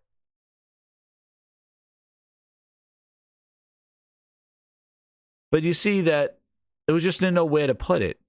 And they were going to release it around the same time. So it wasn't like, hey guys, we're going to give them a treat. Because you could see even from this Developer Direct, they didn't have a stealth drop. So it's not something to anticipate. Meanwhile, PlayStation had a stealth drop, and it was all right. I streamed it. It was pretty good. But nobody's making a big deal about it. It was like, oh, okay, cool. Well, Hi-Fi Rush dropped, and it was like, oh my God, they got to do more of this. Ah! It was like chaos. But to bring it back to and just to kind of to emphasize the importance of games here, and then we'll get to a little bit of some more of the meltdowns here. One of the things that came up was just, again, where you have a big IP and you committed to supporting that Starfield update for every 6 weeks. Every 6 weeks we're gonna give updates. I watched this thing and I was like, this Is this what they consider a service? Did anybody even bother to go through some of these Starfield fixes and improvements? This is their update. This is what they've done January 30th. The game launched in September. Our latest update moved out of the Steam beta is now available for all Starfield players. The patch notes have remained the same, and the crash fixes are noted. We're grateful for the feedback and will continue to track your issues. People want content. People want planets with animals on it. If you go look through this, fixed players' eyes remaining closed, address rare cases where small animation pops could be seen in third person, fixed invisible creatures on planets, fixed crew members positioning near the cockpit after fast travel, companions, fixed possible control lockup, address the crash that would change from the full screen to window mode, fixed preventing this, fixed game sessions, fixed unintended text appearing in fixed issue. This is after September. This is January 30th. This is the update. Graphics, improved widescreen support, added support for stars on the sun disk geometry. Shadows can now be seen on planet rings. Improved reflections, improved contact shadows, improved lighting. People want a goddamn buggy to ride around. Where's that content? People want gameplay element, dude. People want the missing content. Fix the loading screens. That's the one thing that was not fixed in this thing. Loading screens reduced. Bitch ass, that's not happening. Fixed outpost. Fixed missing terrain issues. Fixed rare hair. Fixed flickering, and VFX. This is the update that they promised. Every 6 weeks they can give updates. Fixed rare issue of the phase. It's all broken shit. Derelict ship. Fixed issue preventing player from reaching the pilot seat. Ground pounder. Fixed an issue where the door could open and be locked. Fixed. Where's new? New skills? Nope. We rejuvenate skill. Effect is longer there. Surveying. Fixed surveying challenge. Targeting control. Fixed inconsistencies. New weapons, right? New weapons and items. Can't wait to see. Let's see what they are. Fixed incorrect loading amounts. Fixed field of view and zoom. Fixed weapon and sound effects. Fixed turret state. Fixed an issue that could cause the helmet light to not appear in third person and save and load.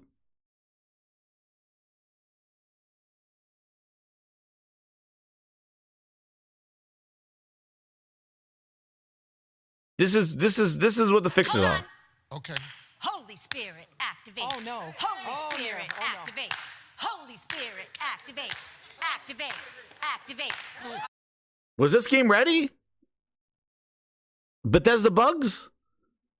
The game. This sounds like a fix that should have came out the week after the game launched, or a day one patch. Not an update on January 30th when this game launched at the beginning of September. Hello? Because they know what's hilarious is that if you remember when they announced the Starfield support, what was it? The Starfield, what was it? What did they say? Starfield support every 6 weeks or some shit like what was that? Every 6 weeks? Yeah. Look.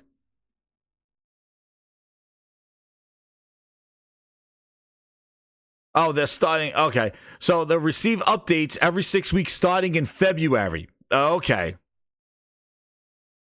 All new gameplay options. Okay, so is that coming in February? Because this is January 30th. So I guess they officially made it under their promise. They made it under their promise. So this is not part of that update cycle. Okay. This is just okay. No, because I think they delayed this too. This was in beta. This was in Steam beta. And right? Oh my God, Swagbag says he paid $100 to play it 3 days early. Holy shit. This is your January update. Fixed all these mission things. Like, dude. How about fixed load screens? I don't see that one on here. This is ridiculous. This is like a day one patch. It shows up 6 months later, 4 months later, 5 months later. But you can't do that with the IP, games of the generation. You can't do this. That's the issue, everybody. Like, that's why it doesn't matter where you are. It's a matter what it is that people want to play. That's what it is. You can't be dragging and even look at what they're doing in the future. Are they making Avowed seem like it's an incredible game? No, it's like, oh, this is what you can't do. Why are you even highlighting what you can't do? Tell me about what you can do. Highlight the fun things. If there's no, highlight the stuff. And the game didn't look that great. The combat animations look off. I don't know, man. I don't know. That's scoping. I'm telling you, it's all because of scoping. It's all because where it's going. And these games are not being made for the art and game that it should be. Instead, these games are being built for the service and where they're going to be. That's what it is. And that's been the origin of this whole channel was I don't like where this is going. And we have grown from 5 people to now over 400, 500, almost 3,000 subscribers. Because every step of the way, it has shown more and more how this ain't it. This is not it. Never was. I saw this from day. I said this not gonna. This not good for the thing that we love. The thing that we like to play on. It's not for us. This is not. We don't get it. Put it on PC and then they're gonna use the money to buy more exclusives for Xbox. No. Maybe initially. But there's too much Microsoft. And now that it's like the $7 billion, it is like one of the, they made money on, like not my money, but they basically, it's like, it's a big pot now, bigger than Windows apparently. And Amy Hood is already saying that the console's not going to do anything. It's cash out time, dude. It's over. It's done. They're going to come out with a digital version of these consoles that have a little bit more memory and just going to ride it out. And just let it phase out. And that's it. And they may come out with a little cloud stick in the future, but that's it. And I think this year, starting with Hi-Fi Rush, I think we're going to see. Because remember, that's how they started with Steam. Remember, they started taking the old catalog and having some other publisher put it on Steam. That's how it started. And then once that happened, then they officially committed Halo going to Steam. And then I see the coping in the sense that it's like, oh, well, PlayStation's going to do this too. It's like, dude, they will put it on PC later, but they always said it's about the console first. And that's the one thing that Microsoft never, ever, ever, ever did.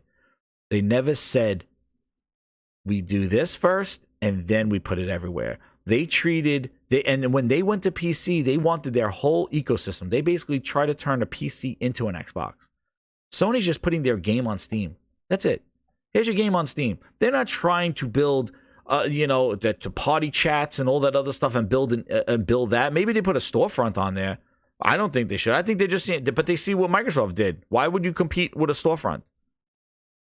Put games that people want to play on another platform later down the line. Microsoft did that strategy and was still successful with Xbox. They put Halo and Gears on PC, maybe games for Windows or whatever the hell it is. They put it on PC. It didn't eat up there. They did it later. Focus on the development. Don't tell me what's not in the game. Make sure that you're working your ass off to get everything that should be in the game day one on the console. Let them experience it. Let them pay for it. Let them do whatever they want. And then once it's done, then we go put it over on PC. And we make sure that the PC has the expectations. They got the widescreen support. They got the stuff that they want. They got the tinker and all the things that they want.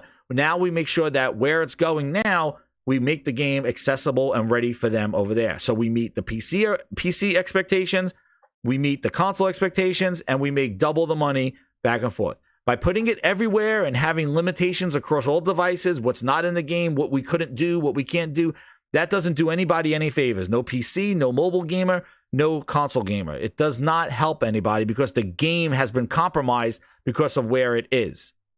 But if you make sure the game has focused development on one platform, you make sure it meets those expectations, Then you go put it on another platform later on. Now you make sure that the game meets those expectations. Now, if there are games that may benefit from being on both places at once, you develop it as such. So it goes that, okay, well, make sure the PC and the console have what they need because this is a multiplayer or this is something that we want a lot of people to play up front, and we want that multiplayer install base. Make sure that it works on both of them. But not every game. And that's always been the problem. I have no problems with games launching day and date on PC and console like it is what it is. But not everyone. Every game. Microsoft just put this blank slate, this cloud over everything. It just said, everything that we did, ever will do, is going to be everywhere, and didn't give it any thought. They fired half those Call of Duty developers, never asked them before, hey, you okay with making Switch games? They never even asked Kodak and whatever the developers are when they made the promise. They made promises to the FTC and to the CMA. They didn't even own the company yet. They're like, oh yeah, we'll put it on Switch. Did anybody knock on Sledgehammer's door going, guys, you could do them? You could do it? No. Never asked them. Bobby Kotick said it on the thing. They never asked him.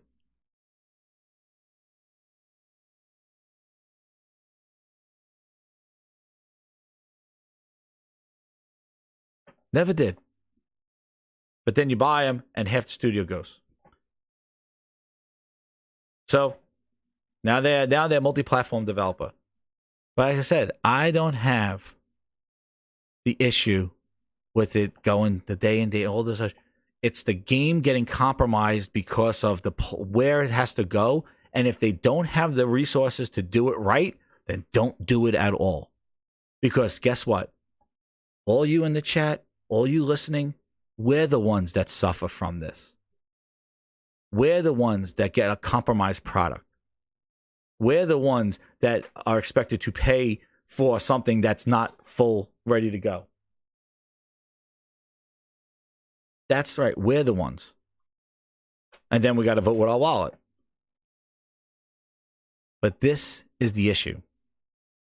And because they just said a game is a game and a game goes everywhere because that's what Satya wanted or whatever the hell they wanted, well, we've seen over the years how the games have been compromised. And now they're going to go explore other platforms because that's all they do is just show where they think they're going to hit the golden goose. They think they're going to strike gold. Like just like, oh, it was the iPad that was the missing factor for our xCloud. That's what it was. No, it didn't. Oops, it wasn't that. It was it's a Samsung TVs with a missing plate. There was the MetaQuest. That's where we needed to be. No. Now they think like, oh, we're gonna put on PlayStation. That's where it is. It's not, dude. It's not. And you just let those install bases grow without competing. And now you're between a rock and a hard place. Now you need your competition to be relevant. And that's where they are now. Microsoft now relies on their competition. So when you're saying, let us compete, be competitive, they're not.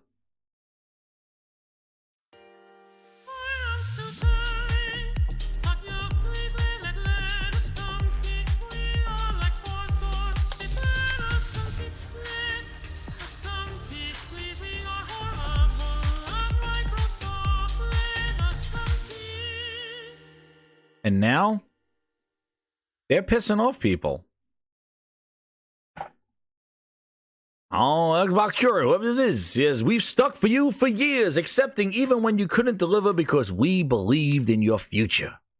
And this is how you repay us? Xbox, you have failed your fans, and no other way can this be undone. It's a reversal of your multi-platform plans that would kill your platform. I don't know how this was written in 2024 because this is a little too late. You missed that song, Kratos. You missed that song. Look.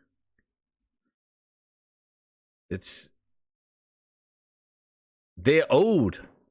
You owe us. I stood by your failed trash for all these years. You owe me. You owe me.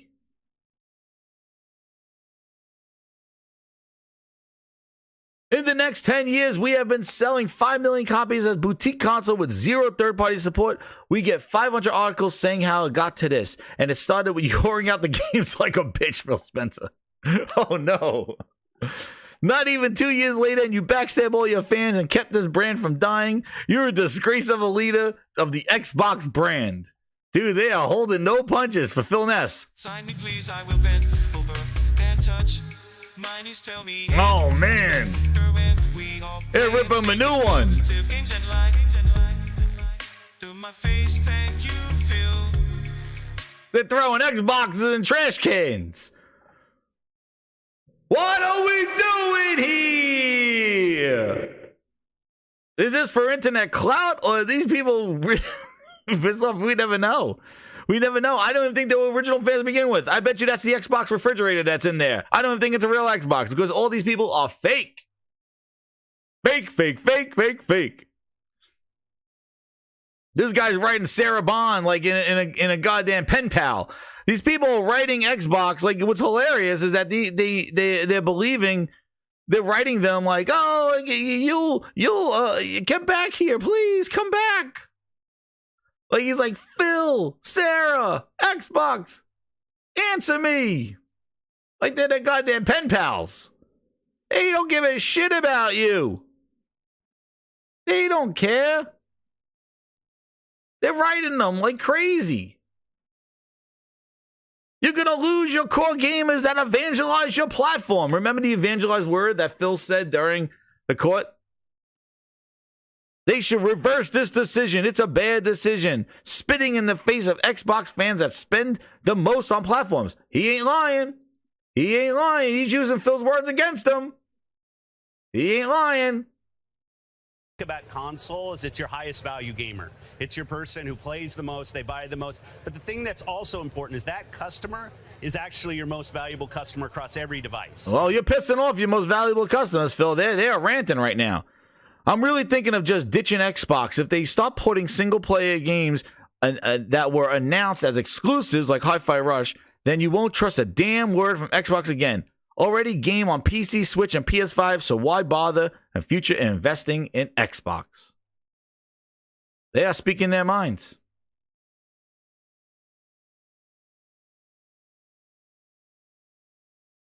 The whole slate. Get rid of them all. Get rid of them all, they're saying. The whole slate. The bootleg, hey, no, Xbox isn't. This was December. What a difference a month has made. No, Xbox isn't porting its console exclusives to PlayStation. It's just hard hopium from fanboys. Oh man. Oh no, not like this. Not like this. Hold on. Okay. Holy Spirit, activate. And now he's going around saying it's true. Activate. Holy Spirit, activate. Tugging on the heartstrings. Like this is just Activate. insane. It is just insane. Chris Dring talking about this. Here we go. What does he have to say? Microsoft's publishing division that actually handles getting games into physical retail and physical distribution of games. And this has been combined with rumours of another digital-only Xbox coming out, etc. I kind of want to get your thoughts, obviously. So I was told by a major publisher about just before Christmas that across Europe, several retailers have started just not listing Xbox anymore. Right. So they've just stopped stocking Xbox games because the Xbox is such a digital console now that physical performance of Xbox games is really low. And ultimately, when you're selling a console that most people are just downloading games for, it doesn't really benefit the retailer very much because the margin on hardware is often quite small. So I wasn't able to collaborate that. I couldn't find which retailers these are, but it was a proper senior European publishing boss that said it to me. So I wouldn't be surprised if some of this is Xbox is pushing away from physical, but actually I don't think physical. You're my number one customer. It's they might sell the controllers and things like that, but ultimately Xbox is so digital. When you think of PC and mobile being digital dominated, Xbox isn't that far behind anymore. PlayStation's a little further behind, and Nintendo's a little bit further behind that. But it's such a digital dominant console. So I wouldn't be surprised if maybe some of these moves are just necessary. You don't need as many people focusing on box shifting when ultimately fewer retailers are stocking your products. Yeah, no, that makes sense. That's it. I know it's low, but they're very soft-spoken over there. I'm sorry, they're not as loud as us. They're not as loud. They're very soft-spoken. Yeah, I don't know. That was the volume. That's what it is. But they're ready. Like, we've seen it. They're pulling it. They're pulling the stuff on software. They're big box retailers. Like, there is. That's why I said they are between a rock and a hard place, man. They got, dude. I have no. Their last. This is the last ditch effort, dude. It is. It's like, put it on PlayStation, Nintendo. We're done. That's it. Phase. What is it? Horizon 4. Order 66. Just put it over there. That's it. There's not much more we can do. There's nowhere else to go. And I see the frustrations, when you see a Sony show and you see a Nintendo show, there's no questions like, where's it going? Where's it going to be? What's it going to be? What's it going to do? It's because they're clear. They're clear.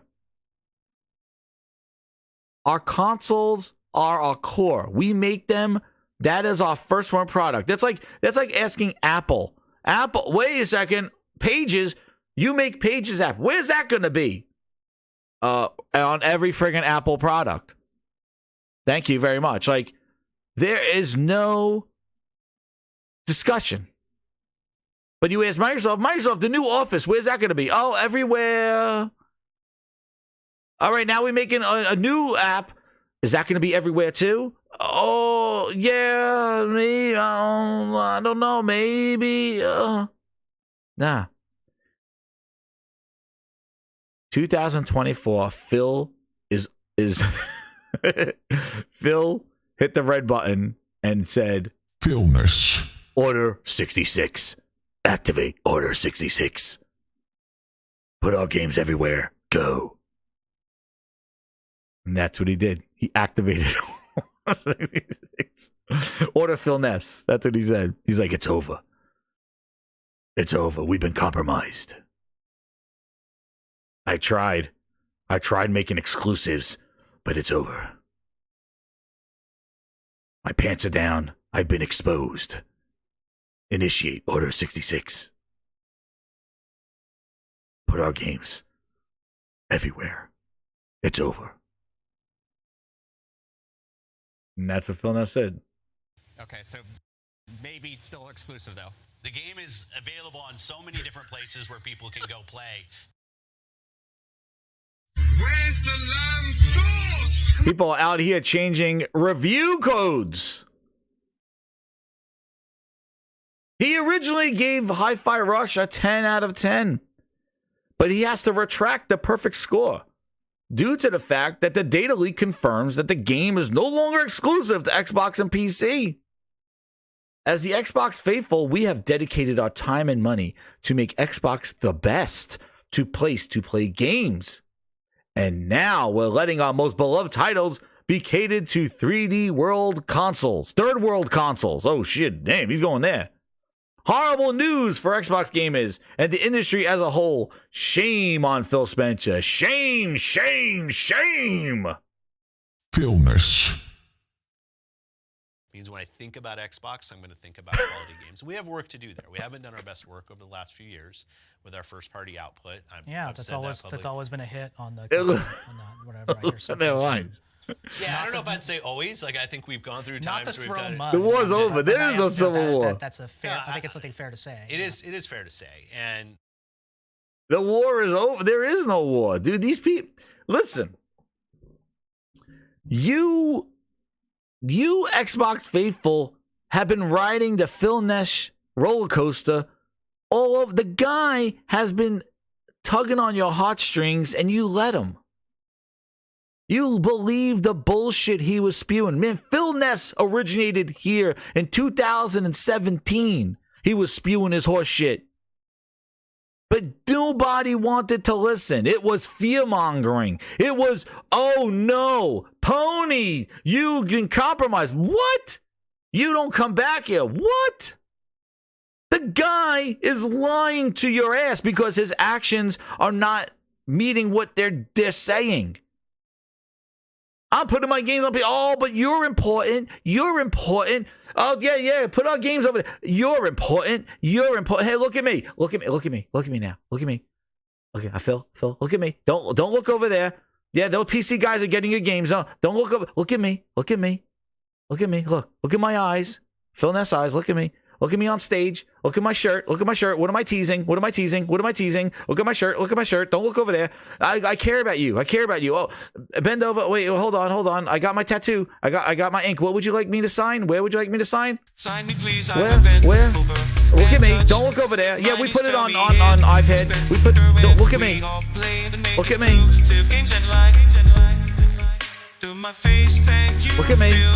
Oh, I'm sorry, Craig. Oh yeah, don't worry about Craig on Halo. No, I'll fix it. Look at me. Don't worry about Craig.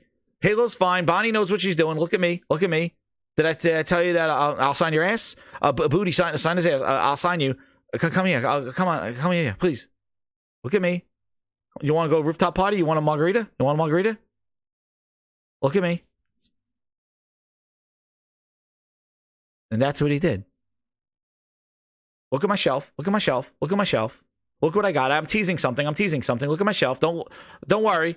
Yeah. Halo. Bonnie got it under control. Halo's delayed. Don't worry about it. But look at me. I just did an interview. Look at me. Oh, Phil. Phil Spencer!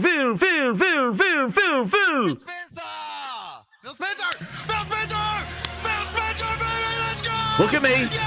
Don't worry about it. Look at me. It's about me. Oh, soak it in. Like the friggin' Rock. He's like, soak it in. That's what he's like. He's like, oh, he eats it. Look at me. I'm on stage. What am I wearing? Look at my shirt. That's it. Yeah, we stood by you, Phil. I'll stand by you. Won't let nobody hurt you. I'll stand by you. That's it. They stood by him. Oh, Phil, we trusted you. We believed in you. Come on, these executives. Really? Yo, as much as I make Herman Holtz's quality games, dude, I don't give a shit. Dude's on his yacht. He don't care where you saw his studio, like how big. Who cares? Yo, it's like the line from the Bronx Tale. Why you celebrate Mickey Mantle? He don't pay your bills. Why? Who cares? It's about the thing that you're buying. If you want to celebrate something, celebrate the games. Celebrate the experiences you have with the art that they're making. That's what you celebrate. You don't celebrate Phil Spencer on stage. Phil, take a picture of me. He's a gamer. He's like me. Are you that insecure? Phil's like you? Really? He's like you? Oh, he plays with me in my party chat. Gives a shit. Cares. Does that make the game better? Doesn't. It never did. And now it's coming to fruition because they don't care. Don't care. And nonetheless, Satya does not own Microsoft. Microsoft is not owned by Phil Glorious Maximus Ballsack Spencer. It is owned by Satya. That's who it's owned by. He's the boss now. And when Phil got a seat at the table, all he got was a bitch smack and get me some water. Because Phil Spencer now is Satya's bitch.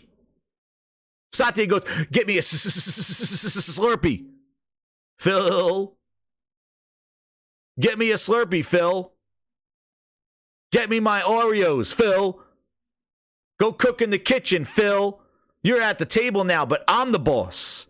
I tell you what goes. You think Phil cut the check for $7 billion? You think that came out of Daddy Phil money?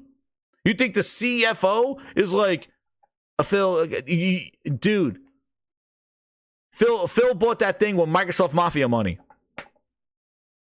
Satya money he bought that with. You ever watch The Bronx Tales? You ever watch Godfather? I'll give you this.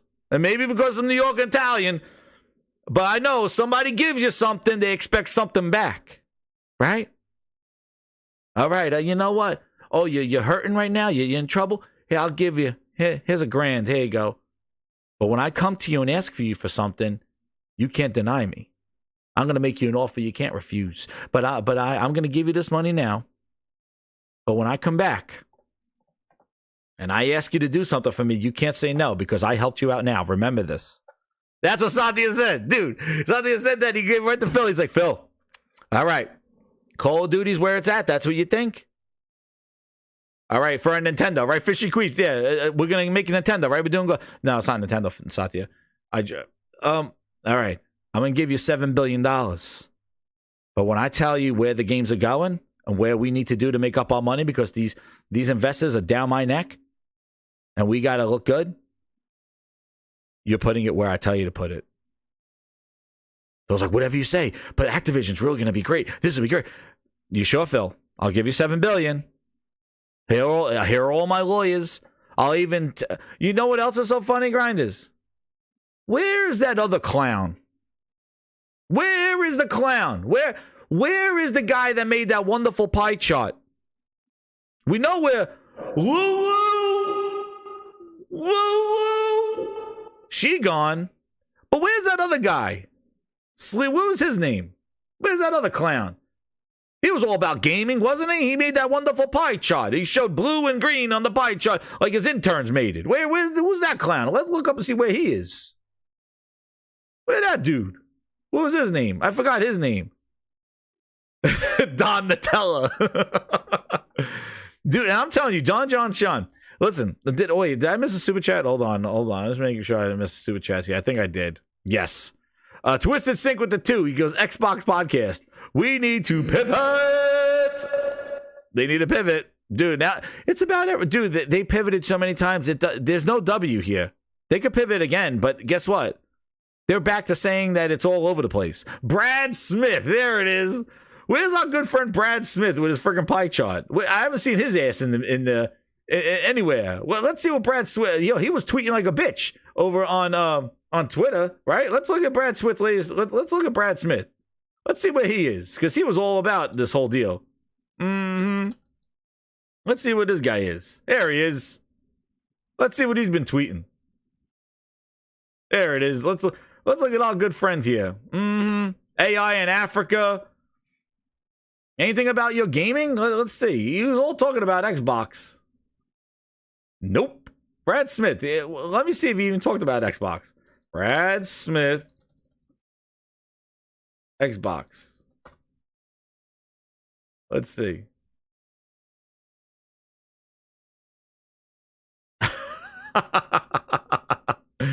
The last time he talked about Xbox, wait a second. He had... oh, when they asked him... oh, they was asking about the deal again. Wait a second. Is this an interview? Let me hear this down. Compete competition along the way. All of these consumers there he are is. The small entrant. Have you heard from this guy? 286 exclusive titles. We have 59. We need some more first-party games in order to be a healthier and stronger competitor. Oh, man, this is Grinders. Let me tell you something right now. This interview right here is going to ruffle some Xbox feathers because this is the bullshit that they ate up. This is what they ate up. And if this Hi-Fi Rush comes to fruition, this interview is going to ruffle feathers, man. We're the small entrant. They have 286 exclusive titles. We have 59. Whose problem is that? Some more. Wait a second. That sounds like a you problem. They got 120. They have 159 exclusive titles, and you got 59. Whose fault is that? Is that Sony's fault? Is that Sony's fault, Mr. Smith? Is that what that is? Is that Sony's fault that you have 59 titles? That's your fault. Be better. That's what I gotta say. Be better. first-party games in order to be a healthier and stronger competitor. And we need to do it, of course, in a way that doesn't impede competition along the way. All of that doesn't work out, clown. First off, you're buying Blizzard Activision for Call of Duty and put it everywhere. So how does that compete and how does that increase your 59 exclusive games? See, this is what people should have been saying in December when the dope was saying this stuff. Instead of going, go, Brad, go. Go, Brad, go. Go, Brad, go. Buy the Activision. Buy it, buy it, buy it. When you, logically, this makes no goddamn sense. It makes no friggin' sense. How does buying Activision increase your portfolio of 59 exclusive games when you're putting those games on their platform? The game, the Diablo, Call of Duty, they're all going on. They're on the PlayStation anyway. You can't even add them to your 59. So what does this deal do to your 59? That sounds like a you problem. Let's hear them again from the beginning. I'll let it run. We're the small entrant. The small entrant. They have 286 exclusive titles. We have 59. We need some more first-party games in order to be a healthier and stronger competitor. And we need to do it, of course, in a way that doesn't impede competition along the way. All of these concerns have basically focused on one title, a great title, a game, Call of Duty. But we've said we're prepared to commit contractually, we're prepared to commit under a consent decree or an undertaking, that will be available for Sony on comparable terms to Xbox for the next decade. So I look at this and say, this will be good for competition, and we have a solution to the one problem that seems to bother people the most.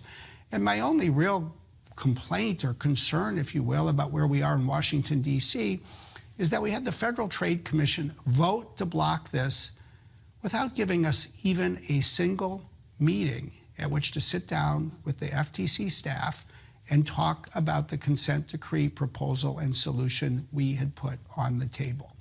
I don't think that is appropriate. I don't think that's right. I don't think we should have governments rejecting potential solutions without at least first having a real conversation about them. That's not a recipe that will advance competition. I'm sure part of that conversation will be how many people you plan to lay off when you close the deal, right? Jeez. So what happens next then? Well, we have a process in Washington, D.C., and it's called lawyers get to go argue before a judge under the law, an administrative law judge. We see him say anything about the layoff? This still goes forward in other countries. Right. It has a long ways to go. We'll see. Look, nobody ever has a crystal ball in which you're my number one customer. The future with 100% certainty. But when I look at what this acquisition will bring, I think it will bring good things to the marketplace. It will definitely be good, in our view, for people who develop games, consumer. That is happening right now. Really? Did you just hear what he said? Hold on. Okay. Holy Spirit. You hear what he said? No. Holy Spirit, activate. Holy Spirit, activate. Activate. Activate. What did he say? Better for people making games. Definitely be good, in our view, for people who develop games, consumers who play games. That's, after all, the real focus of what competition law is all about. Anticipating the deal to go through in 2023, or? Well, we have a period of time. We originally said, when we announced this in January of this year, 2022, that we were looking at it in 2023, and that's still the way we look at it. Wow. And what's so wonderful is that here he is. Here he is, Brad Smith, the one that you cheered for. Listen to him. Listen to him. Not one tweet about the massive layoffs that they had at Microsoft. January 25th, January 24th. Washington legislative underway. Tobacco claims, January 18th, January 17th. We continue to honor the lives, but he had a lot to say. British, I don't know, what is he tweeting about? We're in December now. There you go. Not one instance. What the hell did he know anything about this at all? No clue. No investment. Nothing. A talking mouth. And all you guys ate this up and followed them and listened to them and waited for him to say, here it is. This is the last thing that he said. What was it? Yeah. He had a lot of shit to say back here, right? The court ruled the acquisition should proceed.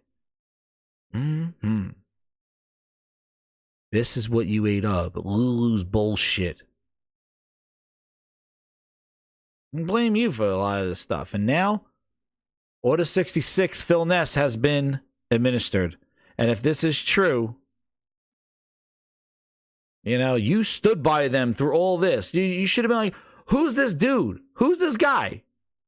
Why do we want Activision? They just wanted something. They needed something because it wasn't the games.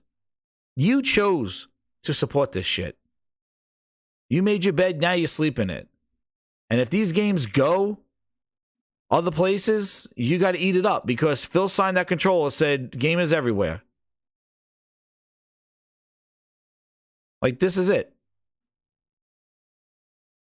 And if you feel betrayed and all that other stuff, yeah, you were. But it was going long before this.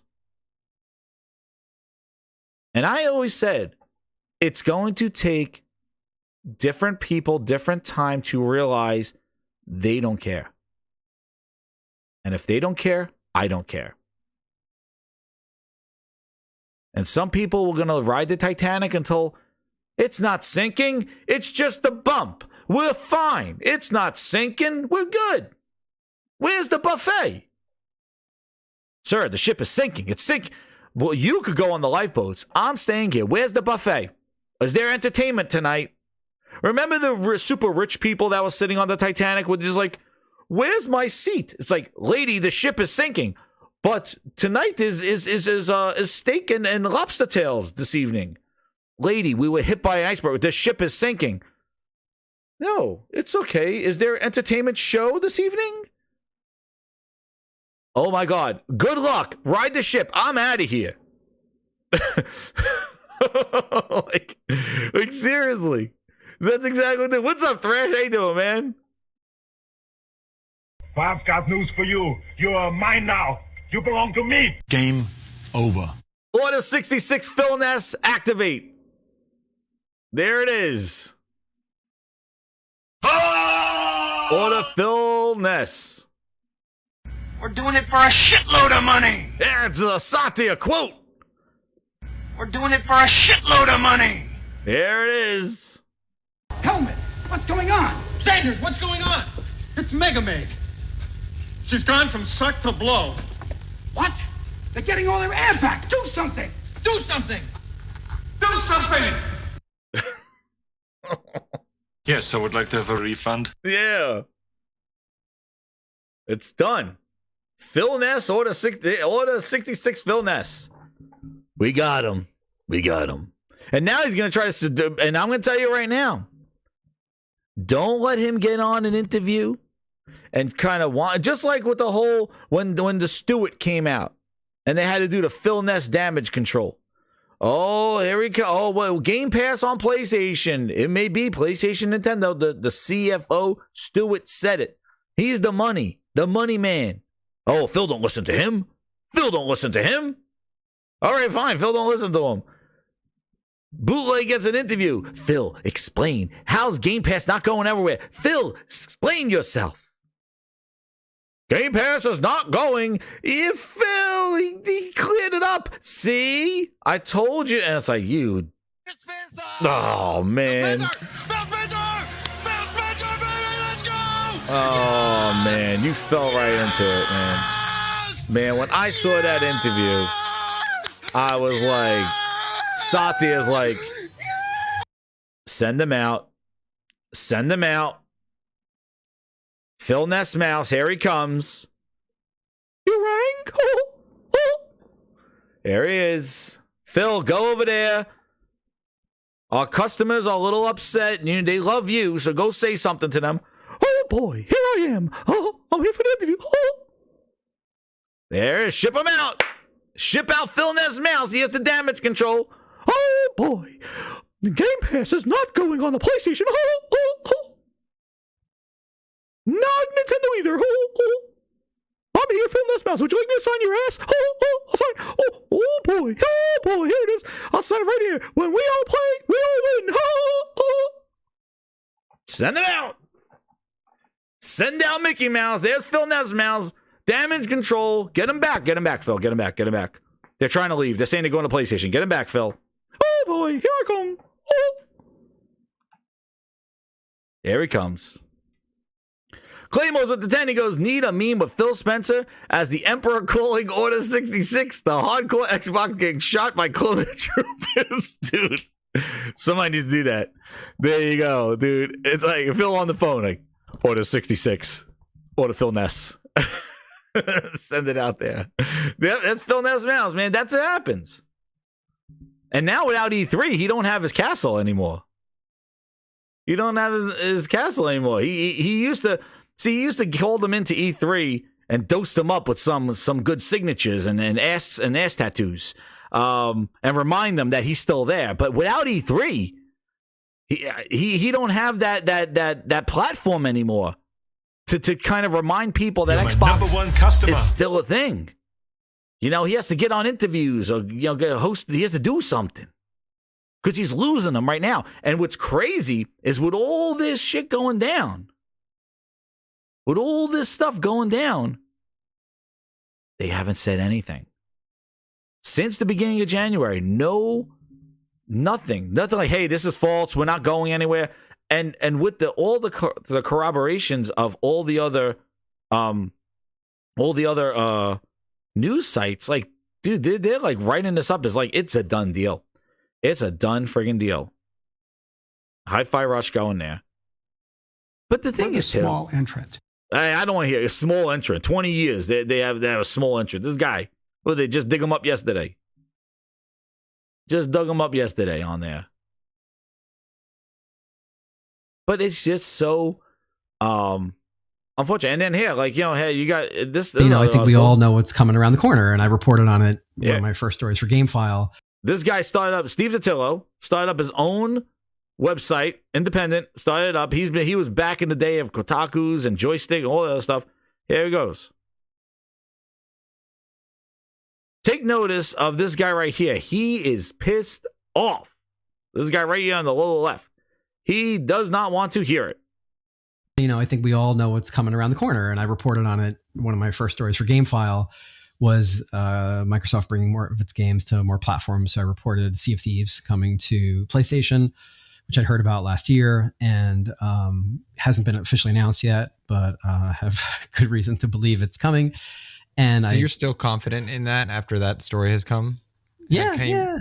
That if Sea of Thieves is coming to PlayStation, then that represents a pretty significant crossing of a line for Microsoft that would seem to be consistent with thinking about their business more broadly. In fact, it seems it's both crossing a line, but also consistent, right? They've talked about having their games on more screens and reaching more people. When I talked to Phil Spencer 2 years ago, he told me that he wanted Starfield to be Todd Howard's most widely played game. I say, how do you do that if you keep it exclusive? Well, it's because we're putting it on more screens. Well, another way you do it is you don't keep it exclusive. In that case, I don't have any reason to think Starfield isn't remaining on Xbox and PC only, but who knows? Don't want to hear it. More screens. Todd Howard's biggest game. You think Phil and to be honest, I really think that there was a pivot, just like what the super chat said earlier. There was a pivot.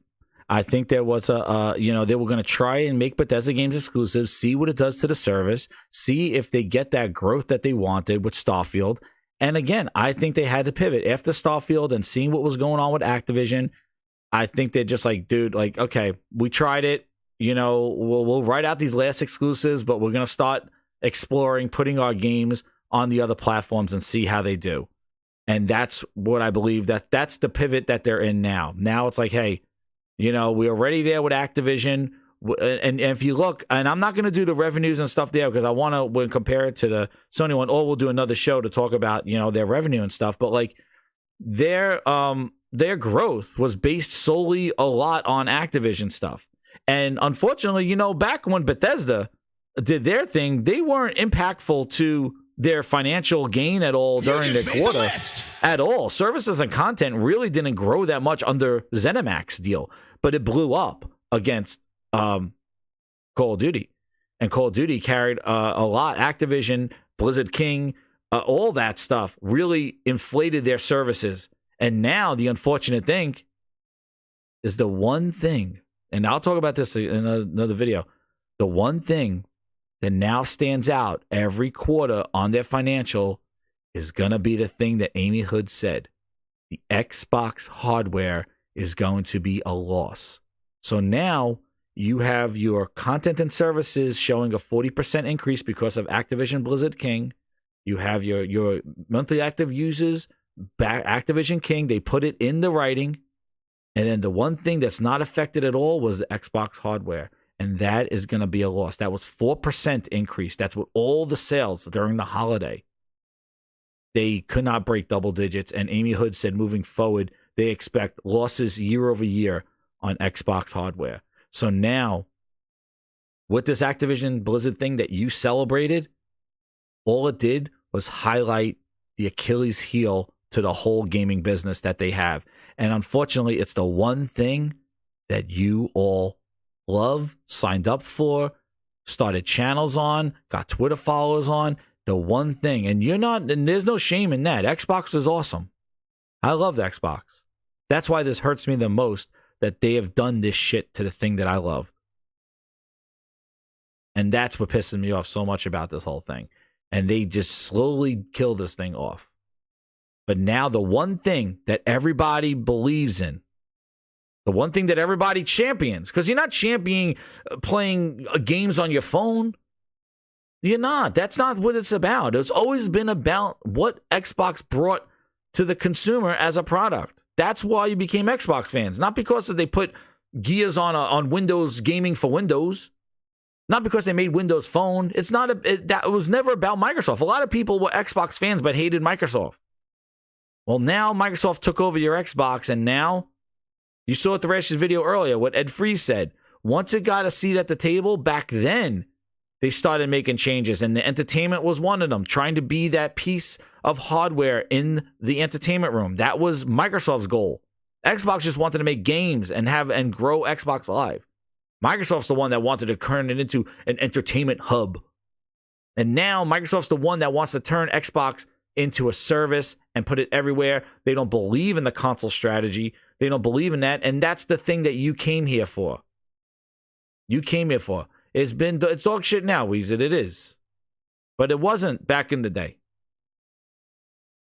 They spent 20 years to get it to where it was, and they gave up when they were near the top. They gave up for Microsoft and they tried to go with the Kinect and do all that stuff, and they lost it.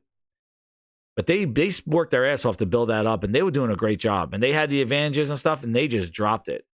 And it's unfortunate because they used to be great. They used to be good. And I'm not saying did they destroy Nintendo and Sony? No, but they showed why they belonged there. And that took a lot of work because I was riding that wave. I remember I was on that thing. It took a lot of marketing, a lot of strategy to justify why Final Fantasy should be on an Xbox platform on day one. Why GTA needs to be on an Xbox platform day one, and we got exclusive DLC. Those were big pushes. Get marketing for Call of Duty maps coming earlier. They pushed. They created the party system that we play on consoles with Halo 2. There were a lot of great things that they did. And that's why when I hear the guys say, well, we're a minimal entrant or like a lacking entrant, it's like, you've been around for 20 years. What, did you just find out yesterday that this thing existed? They belong in the streets. Jesus. Man, he wants to kick them to the curb. But it's just, is just an unfortunate thing. And now Order 66 Phil Ness has been activated. And when this thing gets announced, Fireworks will be there. But now, with Activision Blizzard King on their financials, the weakest link is going to be the minus, the 0, the 1, the 2% growth is the console. And it's just going to be like, what's that? And it's like, why is that? Why is the console and they notice they're calling it Windows Gaming, Microsoft Gaming. There's no Xbox. Xbox is the hardware. And that's the one thing that is failing on the financials. And now it's going to stand out as we go throughout the year. Because I think Call of Duty and Activision Blizzard King, Candy Crush, Diablo, World of Warcraft, all those service and content is going to keep their services and content up high, even though you look at that whole entire studio thing that they have with ZeniMax and this, and you look at the financials and you see Call of Duty is like, they're at 45% and 40% was Activision Blizzard King. Like the rest of your whole company is like 5. Like it's like 90% of your whole earnings is Activision Blizzard. Like, holy crap. What does that say for the rest of them? What does that say for ZeniMax? What does that say for all the studios they bought in 2018? What does that say for Ninja Theory and Playground Games and Rare? What does it say for all the stuff that they did? Xbox Live. What does it say? And what's crazy is that all that, you can't even use that to say that Xbox is successful anymore because all those numbers are from everybody else. That's the Satya-ness. That's the strategy. You look at your monthly active users, a fraction of those users are from PlayStation, mobile, PC. They're not even, you can't even say Xbox is benefiting from it. You're using everybody else's numbers. You don't think they know that? They see that and go, shit. Why are we wasting time making an Xbox Series bullshit? Series, cancel it. Look at all this. We're using everybody else's thing. We're a virus. And that's what they're doing. That's what they do. Yeah, right? Wild that they're just using everybody else's play. Oh, man. And now they're like, hey, Activision accelerated our ability to do this. Now they piggyback off of that and say, okay, what can we put from our exclusive on those other platforms? And that's where this conversation's starting. And it sounds like it's really happening, but people are flipping out. The same people that said when we all play, we all win are now like, don't put our games over there. It's like, huh? Why doesn't Sony get to give us stuff? Why doesn't Nintendo has to give us something now for this? Sony has to give us something. No, they don't. You have no leverage, dude. You have no friggin' leverage. Maybe if you were at 100 million consoles, but you are irrelevant. The console is irrelevant. They're selling horribly. There's no leverage. There's no need for Nintendo and Sony to waste any time to put something on a small install base like that. But there's all benefit for Microsoft to use the 200 plus million install base for PlayStation and Nintendo. They're not going to... You have no negotiation factor because you have no market share. Your market share, he said, a new entrant. We suck. He said it. You get nothing. There's no bargain. Exactly. With zero leverage, the Claymores, yeah. They're bargaining with what? Well, hey, you know what? We got a whole bunch of Series S owners over here. I'm sure you want to port your games down to be like 600p and run it on an S, right? Wink, wink. Yeah, you think negotiate with the well, it's not even the X is most powerful. Like that's the primary console. It's the S. That means they got to work overtime to get that shit to work on that piece of trash booster. Like, get the hell out of here.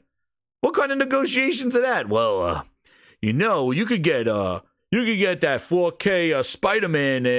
You could get that God of War looking real sweet on our Series S if we give you Hi-Fi Rush. What? And that's what I'm telling you. Hi-Fi Rush is not even that kind of game. Like, it was good, but it's not like, holy shit. It's like giving Master Chief over there with his ass out. No. It's Hi-Fi Rush, dude. Like, And unfortunately, if people wanted to play it, it was everywhere to begin with. So I'm sure people played it. And I'm sure the PlayStation and Nintendo fans are not dying over this thing. But it was Hi-Fi Rush. It was a quality game, but my God. What do you think it is? Like Marcus's Phoenix's armor or some shit like that? Like, it's Hi-Fi Rush. What do you think? Oh, well, shit. You're giving us Hi-Fi Rush? Well, you know what? Neil, get over here. Neil, get over. Give them Last of Us right now. Give them the whole friggin' series. They're giving us Hi-Fi Rush. That stealth drop from last year. Let's go. Let's see Abby in 240p on the S, running at 5 frames a second. Make it work. Make it work. Swallowed. Swallowed. Dude, shout out to Sick Man. That is hilarious. Oh my god. Like, what are you doing? What do you think you got? You're going to a casino with goddamn paper chips. Well, yeah, I'm gonna throw out all my money here. What are you using? Doritos. Doritos. Yeah, how much do I get for these Doritos? No, you gotta go buy chips and use real chips. You can't use potato chips. You gotta bargaining. What leverage do they have? What games do they have that are even worth a damn that's gonna make Nintendo go, oh shit, put Kirby over there? They're not gonna do nothing. Bootleg Master, what are you gonna do? Crackdown? We got Terry Crews. You want Terry Crews on PlayStation? No. We got Crackdown with the cloud. Nobody's playing it right now, but we can really boost up our multiplayer if we put up. What are you gonna give us? Give you what? Put Terry Crews over. You want Terry Crews, don't you? Want Terry Crews on PlayStation? No, I want Terry Crews on PlayStation. I want Terry Crews on... Like, what are you gonna put over there? Hit that like button, grinders. It's Friday. What are you gonna do? Oh no! We suck again. That's why I see these people going like, "Oh, no, we're not giving you Hi-Fi Rush. You got to give us something in return." Yeah. Here's a penny. Don't bet on horses. Like, what are you getting? What are you getting? It's friggin' and it's Hi-Fi Rush. Like, what are you doing? What do you think you're doing? This is the best. We worked. We sweated, blood, sweat, and tears, and we made Hi-Fi Rush. This is the best I can offer, Phil Ness. Take it. Put it on your platforms. But I would like something in return, please. Like, yeah, don't let the door hit you in the ass on the way out, Phil. Like, what do you think? But this is the best I have. The most polished game. I didn't have to say I'm sorry for this one. I didn't have to take it on the chin for Hi-Fi Rush. I didn't have to take it on the chin. I didn't have to say I'm sorry. I didn't have to say, well, I'm learning. I didn't have to say I'll do better. I didn't have to say any of that with Hi-Fi Rush. We just put it out there. This is the best we can do. Please take it. Sir PlayStation, Sir Nintendo, take Hi-Fi Rush. Please, this is the best of our work. Even the developer said this was his greatest hit and then quit. Oh, shit. PlayStation's like, okay, the best I can do is the Mayo game.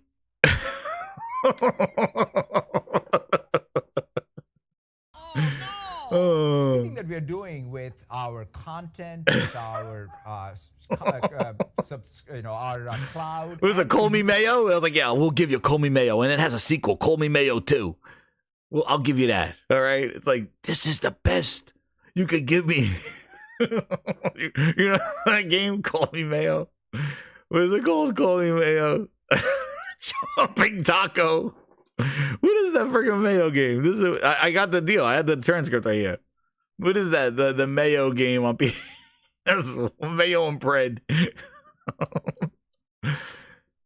Yeah, My Name is Mayo. There it is. That's what they offered. You give us Hi-Fi Rush, we'll give you My Name is Mayo. That's what I'll give you.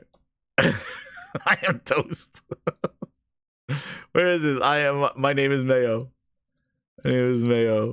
If you don't know what the gameplay is, hello. Where is it? Oh, is this? There it is. This is it. He's like, Phil. He's like, okay, you gave me Hi-Fi Rush. You know, I was listening to the Xbox fans. We're gonna give you this. My Name is Mayo. There it is, Phil. Thank you for Hi-Fi Rush on PlayStation. I'm gonna give you this game.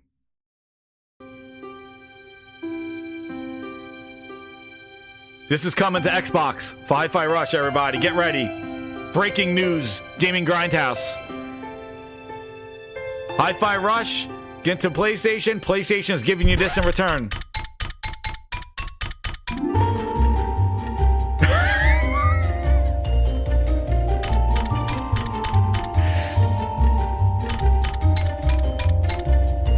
The whole trilogy's coming. The whole trilogy. The whole trilogy's coming. Straight to Game Pass. Straight to Game Pass. Perfect. There you go. My God. Beautiful. Beautiful. You want something back? There you go. There you go. My name is Mayo. Here it is. There you go. You want something in return for Hi-Fi Rush? Sony's giving you the best they can offer. Here's the deal. And then Phil Spencer's thinking, he's like, all right, Hi-Fi Rush for my name is Mayo. He's like, you got a deal. Perfect. Phil says perfect. He's like, perfect. Excellent. They'll love this on Game Pass. Get quick achievements. It gets in Game Pass. You click the button. It's easy for the phones. You know, when we put this on xCloud, people could use their fingers and touch on it, so it works on the phones. It works on PC. This works on Android phones and Apple iPads. This will be wonderful. Sony, you got yourself a deal. They love it. They can hit this with all their controllers. They could wear in the A buttons on all their new controllers. I just sold them a new one, a new set of controllers. They had the vapor chamber ass kind of colors and stuff. They could use their new controllers and break in that A button. This is a perfect game for Xbox. Thank you. Here's Hi-Fi Rush and PlayStation. I will take the Mayo game in return. Thank you so much. This is perfect. Great doing deals with you. Phil Spencer, out. There you go. Perfect game. Works on phones. Wonderful. There it is. They love Peppa Pig. They platinum Peppa Pig. They platinum Bluey. I need something else. I need something going. Let's go. That's what he said. And then Phil Spencer will be like, Dev Director, ladies and gentlemen, I am proud to announce that My Name is Mayo will be in Game Pass day 1 on February 14th. Phil Spencer! Phil Spencer! Phil Spencer, baby, let's go! Yeah, yeah, yeah. Yes, Phil, you read my mind. Haha, Sony, we got your exclusive, bitch. Yeah, Mayo, baby, easy, Chivos.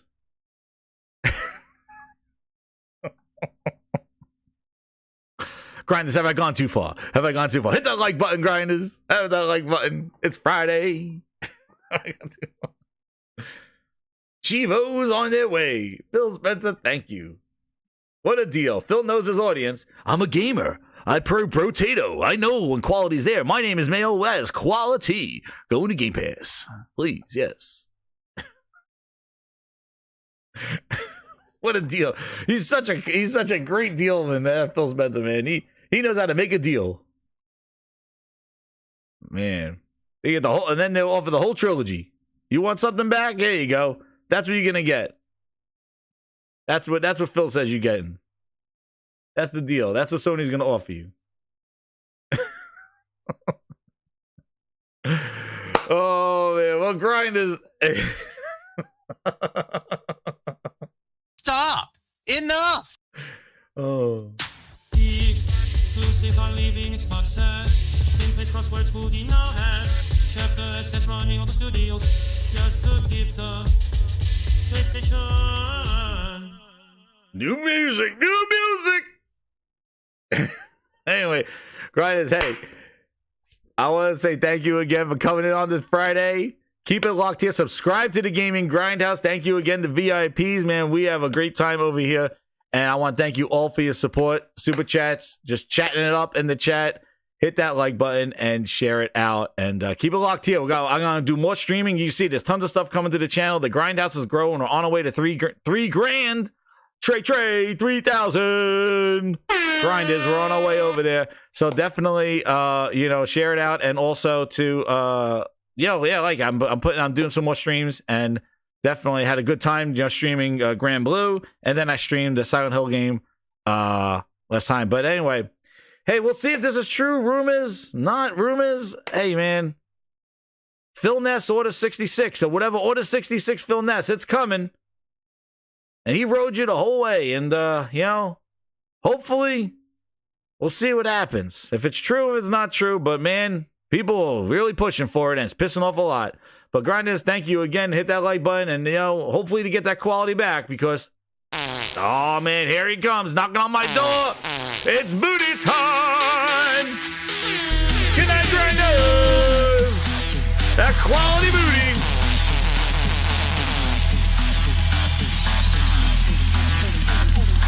Let's see that booty drop.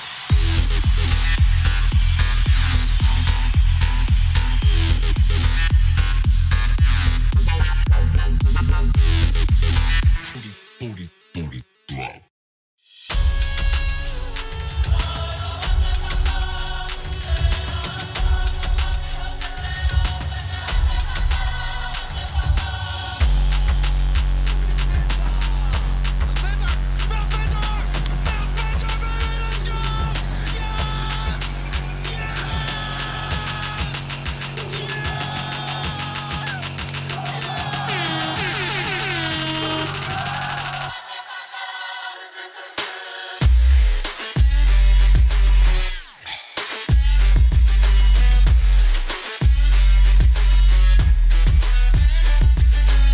It's turbo time. Night, Grinders. See you later.